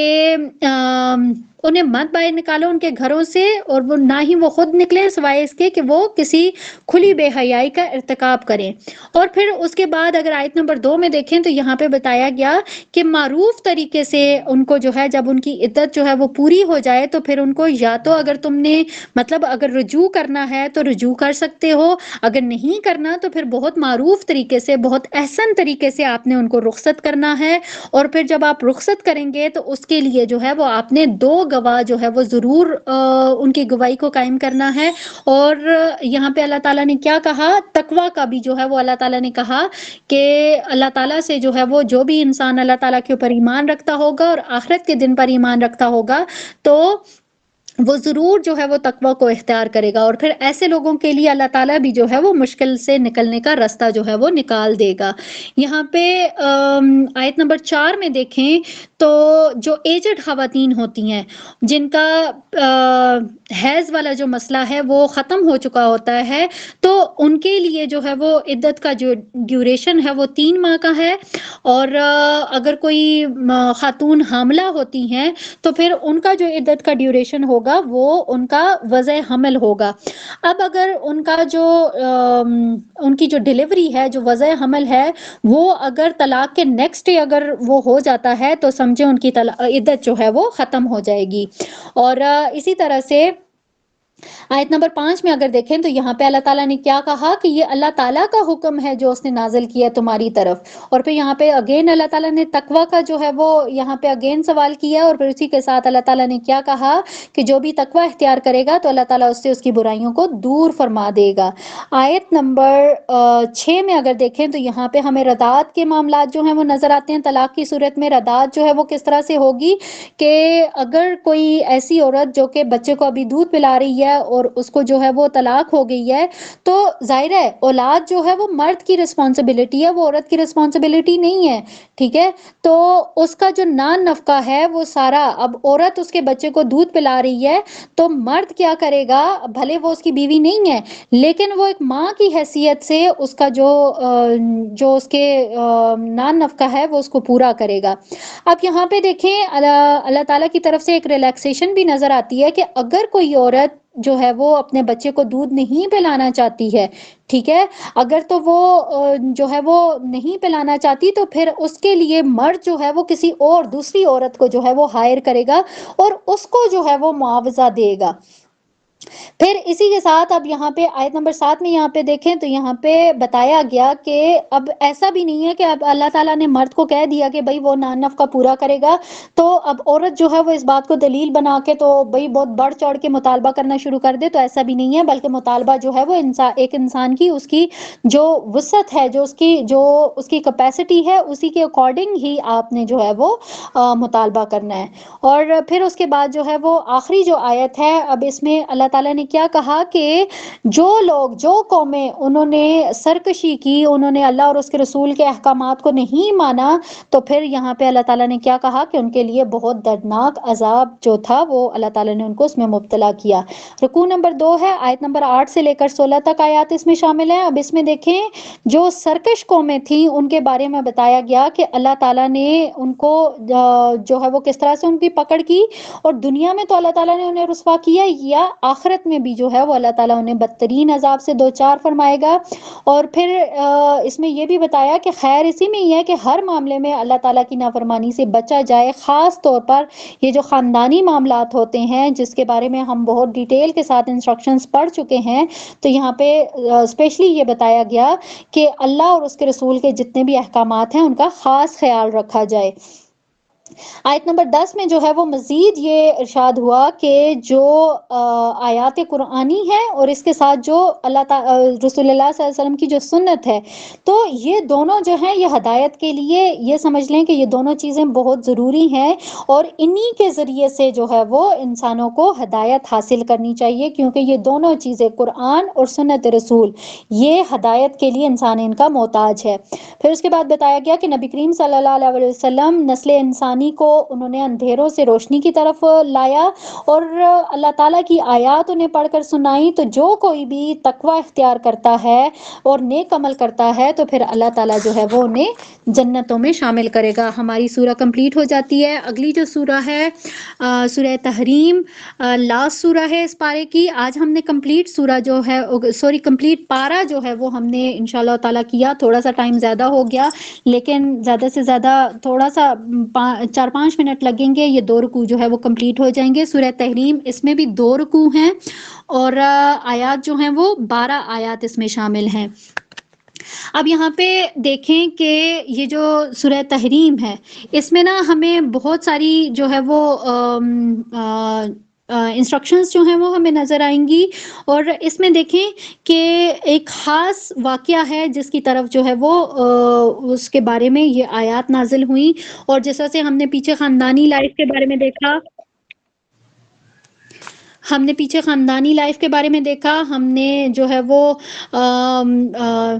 میاں بیوی کے معاملات کے بارے میں دیکھا، تو یہاں پہ بھی اسی کی کنٹینیویشن میں یہ سورہ بھی جو ہے وہ ہمیں نظر آتی ہے۔ اب یہاں پہ دیکھیں پہلا جو رکوع ہے وہ رکوع نمبر 1 ہے، آیت نمبر 1 سے لے کر 7 تک اس میں آیات شامل ہیں۔ یہاں پہ دیکھیں معذرت نہیں کر رہی ہوں۔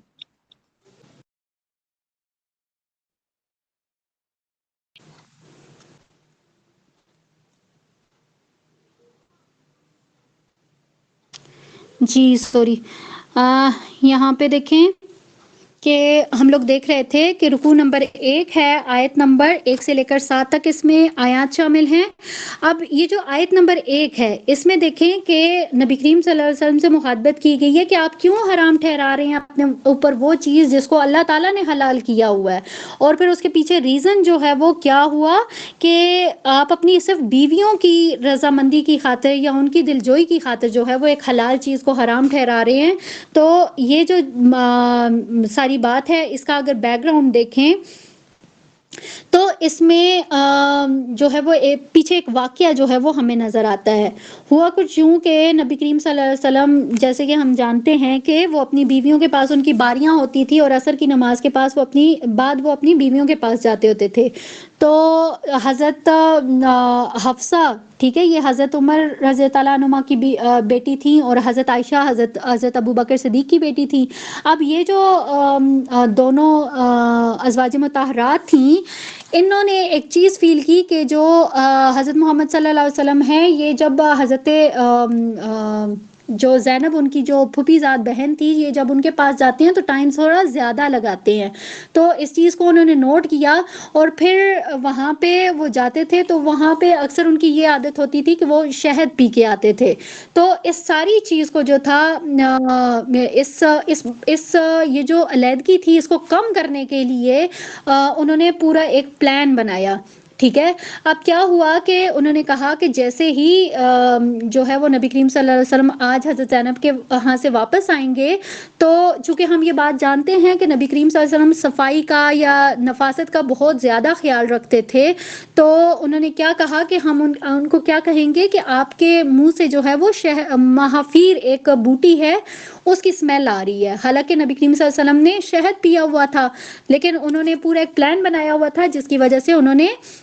اس طرح کا پورا کہا. اب جب نبی کریم صلی اللہ علیہ وسلم ان کے پاس آئے تو حضرت حفصہ کے بعد جب حضرت سودا کے پاس آئے تو انہوں نے بھی یہی بات کی، کیونکہ حضرت حفصہ اور حضرت عائشہ نے حضرت سودا کو بھی اپنے ساتھ ملا لیا تھا کہ آپ نے بھی جو ہے وہی بات کہنی ہے. اب 3 جگہوں سے نبی کریم صلی اللہ علیہ وسلم کو جب ایک بات معلوم ہوئی تو پھر انہیں یہ چیز فیل ہوئی کہ واقعی ایسی بات ہو سکتی ہے کہ میرے منہ سے اسمیل آ رہی ہے، جس کو ازواج جو ہیں انہوں نے فیل کیا ہے. تو یہاں پہ انہوں نے جو تھا وہ قسم اٹھا لی کہ وہ آئندہ سے شہد کو جو ہے وہ نہیں پئیں گے. تو یہ جو آیت ہے، آیت نمبر 1، اس کو اگر آپ دیکھیں گے تو یہاں پہ وہی چیز بتائی جا رہی ہے کہ ایک حلال چیز تھی جس کو نبی کریم صلی اللہ علیہ وسلم نے اپنے اوپر حرام کر دیا، اور اس کے پیچھے ریزن کیا تھا کہ صرف اور صرف اپنی بیویوں کی دلجوئی. تو یہاں پہ اللہ تعالیٰ نے کیا کہا کہ اللہ تعالیٰ جو ہے وہ معاف کرنے والا ہے. اب یہاں پہ دیکھیں آیت نمبر 2 میں اللہ تعالیٰ نے اب ظاہرہ انہوں نے قسم کھائی تو اسی قسم کو کھولنے کا طریقہ جو ہے وہ اللہ تعالیٰ نے یہاں پہ بتایا. اور پھر اب یہ جو بات تھی یہ ساری، اب یہ نبی کریم صلی اللہ علیہ وسلم نے جو تھی وہ حضرت سودا علیہ السلام جو تھی ان سے کہا تھا کہ اچھا ٹھیک ہے، یہ جو بات ہے نا اس کو تم نے باقی ازواج جو ہیں وہ ان کے ساتھ نہیں کرنا کہ میں نے حضرت حفصہ سے جو ہے وہ شہد پیا اور میرے منہ سے اس طرح کی اسمیل آ رہی ہے. مطلب یہ جو بات تھی یہ انہوں نے ان کو یہ تنبیہ کی کہ آپ نے باقی ساری جو ازواج ہیں ان کے ساتھ نہیں بتانی. تو آیت نمبر جو 3 ہے اس میں اسی بات کو جو ہے وہ بتایا جا رہا ہے کہ جس طرح سے نبی کریم صلی اللہ علیہ وسلم نے ان کو منع کیا تھا کہ یہ والی جو راز کی بات ہے یہ باقیوں کو نہیں بتانی، اور پھر ظاہرہ انہوں نے تو شروع سے پہلے سے پلان کیا ہوا تھا تینوں نے، تو وہ بات بتائی تو نہیں، لیکن پھر بھی وہ تینوں جگہوں سے ایک ہی بات ہوئی. تو اس کی وجہ سے یہاں پہ جو ہے وہ بتایا گیا کہ اگر نبی کریم صلی اللہ علیہ وسلم اگر اپنی ازواج میں سے، ٹھیک ہے، اگر کسی کو بھی یہ اگر کہتے ہیں کہ آپ نے کسی بات کا پردہ رکھنا ہے تو ازواج کو یہ بات زیب نہیں دیتی ہے کہ وہ نبی کریم صلی اللہ علیہ وسلم کے کسی بھی راز کو جو ہے وہ فشاں کریں. تو یہاں پہ وہ چیز بھی جو ہے وہ ہمیں نظر آتی ہے کہ ایک طرح کی اللہ تعالیٰ کی طرف سے ازواج مطہرات کے لیے ایک یہ سمجھ لیں کہ تھوڑا ڈانٹ والا جو ایک چیز جو ہے وہ نظر آتی ہے. پھر اسی کے بعد پھر آیت نمبر 4 میں دیکھیں تو یہاں پہ اللہ تعالیٰ کی طرف سے حکم ہوا کہ جو دونوں جو ہے دونوں توبہ کریں اللہ تعالیٰ کے حضور. اب یہ دونوں کون تھی؟ حضرت حفصہ اور حضرت عائشہ، ٹھیک ہے، کہ جنہوں نے یہ پلان بنایا تھا. تو یہاں پہ اللہ تعالیٰ کی طرف سے جو ہے وہ ان کے لیے حکم ہوا کہ یہ دونوں اللہ تعالیٰ کے حضور میں جو ہے وہ توبہ استغفار کریں. اور جس طرح سے انہوں نے نبی کریم صلی اللہ علیہ وسلم کے خلاف ایک گٹھ چوڑ بنا لیا تھا، تو یہاں پہ اللہ تعالیٰ نے کیا کہا کہ بھائی اللہ تعالیٰ کا نبی کریم صلی اللہ علیہ وسلم کا پشت پناہ تو اللہ تعالیٰ ہے، اور پھر اللہ تعالیٰ کے ساتھ حضرت جبرائیل علیہ السلام بھی جو ہیں وہ ان کے مددگار ہیں، اور پھر تمام صالح مومنین اور فرشتے بھی جو ہیں وہ ان کے مددگار ہیں. تو یہ جس طرح کی پلاننگ، جس طرح کا گٹھ جوڑ انہوں نے کیا، اس کے اوپر انہیں اللہ تعالیٰ سے توبہ جو ہے وہ کرنی چاہیے. آیت نمبر 5 میں دیکھیں اگین ایک ڈانٹ والی بات نظر آتی ہے کہ اللہ تعالیٰ نے کیا کہا کہ اگر نبی کریم صلی اللہ علیہ وسلم چاہیں تو ان سب کو طلاق دے دیں. مطلب اگر وہ چاہتے تو اس حرکت کے اوپر طلاق دے دیتے. اور پھر اللہ تعالیٰ نے کیا کہا کہ تم سے زیادہ اطاعت گزار اور توبہ اور فرما بردار کرنے والی بیویاں جو ہیں وہ نبی کریم صلی اللہ علیہ وسلم کو عطا کی جا سکتی تھیں. تو یہاں پہ دیکھیں اس ساری بات کے اوپر جو ہے وہ ایک ڈانٹ والا، ایک سختی والا جو اللہ تعالیٰ کی طرف سے ایک چیز جو ہے وہ نظر آ رہی ہے۔ پھر اس کے بعد یہاں پہ اللہ تعالیٰ نے آیت نمبر 6 میں کیا کہا، مطلب سب کو مومنین، اب چاہے وہ مرد ہیں یا چاہے وہ عورتیں ہیں، سب کو جو ہے وہ کمبائن مخاطب کر کے کہا کہ اپنے آپ کو اس آگ سے بچاؤ جو کہ جس میں پتھر جو ہیں وہ اس کے اندر اس کا ایندھن بنے ہوئے ہیں، اور پھر اس کے اوپر بہت ہی سخت فرشتے جو ہیں وہ مامور ہیں، اور وہ اللہ تعالیٰ کے حکم سے بالکل بھی جو ہے وہ روگردانی نہیں کرتے ہیں۔ تو یہاں پہ بتایا گیا کہ جس طرح سے نبی کریم صلی اللہ علیہ وسلم کے ازواج کے متعلق یہ بات آیات چل رہی ہیں نا، تو یہاں پہ جہنم کا ذکر اسی لیے کیا گیا کہ جو ہے وہ اپنے آپ کو جو ہے وہ اس آگ سے بچانا ہے۔ آیت نمبر 7 جو کہ آخری آیت ہے، اب اس میں یہ کہا گیا کہ آخرت کے دن اب کافر جو ہیں وہ جس طرح سے اپنے عذر جو ہے وہ پیش کریں گے، تو یہاں پہ اللہ تعالیٰ نے کافر کا لفظ استعمال کیا، یہ نہیں کہا کہ مسلمان یا مومن، ٹھیک ہے، یہاں پہ کافر، اور کافر مسلمان بھی ہو سکتا ہے، مومن بھی، مطلب کسی ایک پوائنٹ پہ اگر وہ بھی کسی بات سے انکار کر دیتا ہے تو انکار کرنا جو ہے وہ ایکچولی کافر کی جو ڈیفینیشن ہے وہ ہے۔ اب اگلا جو رکوع ہے اس میں دیکھیں کہ جو رکوع نمبر 2 آیت نمبر 8 سے لے کر 16 تک اس میں آیات شامل ہیں۔ شروع کی جو آیات ہیں اب اس میں دیکھیں کہ توبہ کی جو ہے وہ اس کا ذکر کیا جا رہا ہے کہ جب بھی توبہ کریں تو خالص توبہ کریں، اور پھر جب کوئی خالص توبہ کرتا ہے تو پھر اللہ تعالیٰ اس سے اس کی برائیوں کو دور کر دیتا ہے، اور پھر جب اس کی توبہ ایکسیپٹ ہو جاتی ہے تو پھر اس کے لیے اللہ تعالیٰ نے باغات اور جنت اور یہ ساری چیزوں کا جو ہے وہ یہاں پہ نظر آتا ہے۔ آیت نمبر 10 سے لے کر 12 تک دیکھیں تو یہاں پہ ہمیں جو ہے وہ 4 خواتین کا پازیٹیو بھی اور نیگیٹو بھی کیریکٹر جو ہے وہ اللہ تعالیٰ نے یہاں پہ بیان کیا۔ اب یہاں پہ ان ساری چیزوں کو آپ نے آپس میں کو ریلیٹ کرنا ہے کہ جس طرح سے بات اب چل رہی ہے، تو یہاں پہ اللہ تعالیٰ نے 4 خواتین کا ذکر کیا۔ 2 خواتین ایسی ہیں کہ جن کا پازیٹیو کیریکٹر ہے، ٹھیک ہے، اور 2 خواتین ایسی ہیں کہ جن کا نیگیٹو کیریکٹر ہے۔ اب یہ جو نیگیٹو کیریکٹر والی عورتیں ہیں آیت نمبر 10 سے 12 تک ہمیں نظر آئیں گی۔ اب ان میں کون شامل ہے؟ ایک تو نوح علیہ السلام کی بیوی اور لوط علیہ السلام کی بیوی۔ مطلب اب یہاں پہ اللہ تعالیٰ کیا سمجھا رہے ہیں کہ نبی کے گھر میں موجود ہو کے بھی وہ لوگ اپنی آخرت کو نہیں سنوار سکی ہیں، تو یہاں پہ ایک یہ سمجھ لیں کہ ہڈن میسج تھا ازواج مطہرات کے لیے، ٹھیک ہے۔ اسی طرح سے جو پازیٹیو کیریکٹر ہے، اب پازیٹیو کیریکٹر میں آپ دیکھیں کہ انتہائی نافرمان اور کس طرح کا شخص تھا فرعون، اس کی جو بیوی تھی آسیہ، ٹھیک ہے، وہ ان کا کیریکٹر بیان کیا گیا، اور انہی کے ساتھ جو ہے وہ حضرت مریم جو کہ عیسیٰ علیہ السلام کی والدہ تھی، ان کا کیریکٹر جو ہے وہ یہاں پہ بیان کیا گیا کہ یہ جو 2 خواتین ہیں اب ان کا کیریکٹر دیکھیں کہ انہوں نے کس طرح کے حالات میں بھی اپنے ایمان کو جو ہے وہ مضبوط رکھا، اور انہوں نے جو ہے وہ اپنے ایمان کو جو ہے وہ ڈاواڈول نہیں ہونے دیا، اپنے آپ کو جہنم کی آگ سے کس طرح سے انہوں نے بچا کے رکھا۔ تو یہاں پہ یہ 4 جو خواتین ہیں ان کا ذکر کر کے جو ہے وہ اللہ تعالیٰ نے کیا کہا کہ جس طرح سے توبہ کا اللہ تعالیٰ نے ذکر کیا نا، تو اگر کوئی توبہ کرتا ہے تو پھر اسے خالص توبہ کرنی چاہیے، اور پھر ان گناہوں کو چھوڑ کر جو ہے وہ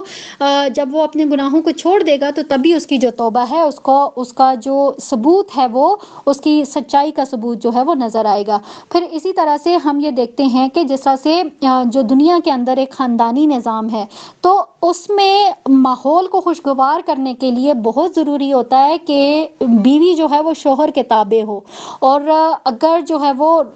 یہ جو بیوی ہے جو شوہر کے تابع نہیں ہوگی تو روز قیامت جو ہے وہ ایسا نہیں ہوگا کہ اگر شوہر جنت میں جا رہا ہے تو وہ اپنی بیوی کو اپنے ساتھ جو ہے وہ، اگر بیوی جہنم میں جا رہی ہے تو شوہر اس کو اپنے ساتھ لے کے جا سکے گا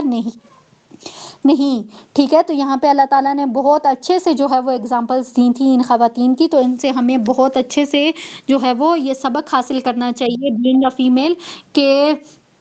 کسی کے ساتھ بھی ریلیشن جو ہے وہ کبھی بھی ہمیں نہیں جو ہے وہ سکیور کر سکتا جب تک کہ ہم خود اپنی آخرت کو سکیور نہیں کریں گے۔ الحمدللہ یہاں پہ ہمارا جو پارہ ہے وہ کمپلیٹ ہو جاتا ہے، اور بہت ساری چیزیں جو ہیں وہ ہم نے اس میں پڑھی ہیں، اسپیشلی جو ابھی آخری سورہ ہے سورہ تحریم، اس میں جو ہم نے پڑھا، اور اس سے پہلے جو ہم نے ازواج مطہرات کے حوالے سے جو تھا وہ پڑھا تھا، تو ان ساری چیزوں سے ہمیں جو ہے وہ سبق حاصل کرنا ہے، اور ہم نے وہ روش نہیں اختیار کرنی کہ جو ہماری آخرت کو تباہ کر دے، اس کو برباد کر دے۔ ہمیشہ جو ہے وہ اپنے ایمان کو سلامت رکھنا ہے، جس طرح سے حضرت مریم علیہ السلام نے اپنے ایمان کو سلامت رکھا، حضرت آسیہ نے اپنے اسلام کو جو اپنے ایمان کو جو ہے وہ سلامت رکھا، اللہ تعالیٰ نے انہیں دنیا کے ہی اندر جو تھا انہیں ان کا گھر جنت میں جو ان کا گھر تھا وہ ان کو دکھا دیا تھا۔ اور اسی طرح سے حضرت مریم کے بارے میں بھی ہم دیکھتے ہیں کہ ان کو اللہ تعالیٰ نے کس طرح سے کتنے انعامات سے نوازا ہوا تھا۔ تو جب اللہ تعالیٰ کے احکامات کے اوپر عمل پیرا ہوتا ہے کوئی انسان، تو پھر اللہ تعالیٰ اسے دنیا میں بھی کامیاب کرتا ہے اور آخرت میں بھی کامیابی، تو وہ تو وہاں کی کامیابی تو ہے ہی ہے۔ تو ضرور اللہ تعالیٰ سے یہ دعا کریں کہ جو کچھ ہم نے پڑھا، جو کچھ سمجھا، اس کے اوپر عمل کرنے کی توفیق عطا فرمائے۔ آمین ثم آمین۔ بارک اللہ لی ولکم فی القرآن الکریم ونفعنی وإیاکم مما فیہ من الآیات وذکر الحکیم وتقبل منی ومنکم تلاوتہ انہ هو الغفور الرحیم۔ سبحانک اللہم وبحمدک نشہد ان لا الہ الا انت نستغفرک ونتوب الیک۔ جزاکم اللہ خیرا کثیرا واحسن الجزاء فی الدنیا والآخرہ۔ السلام علیکم ورحمۃ اللہ وبرکاتہ۔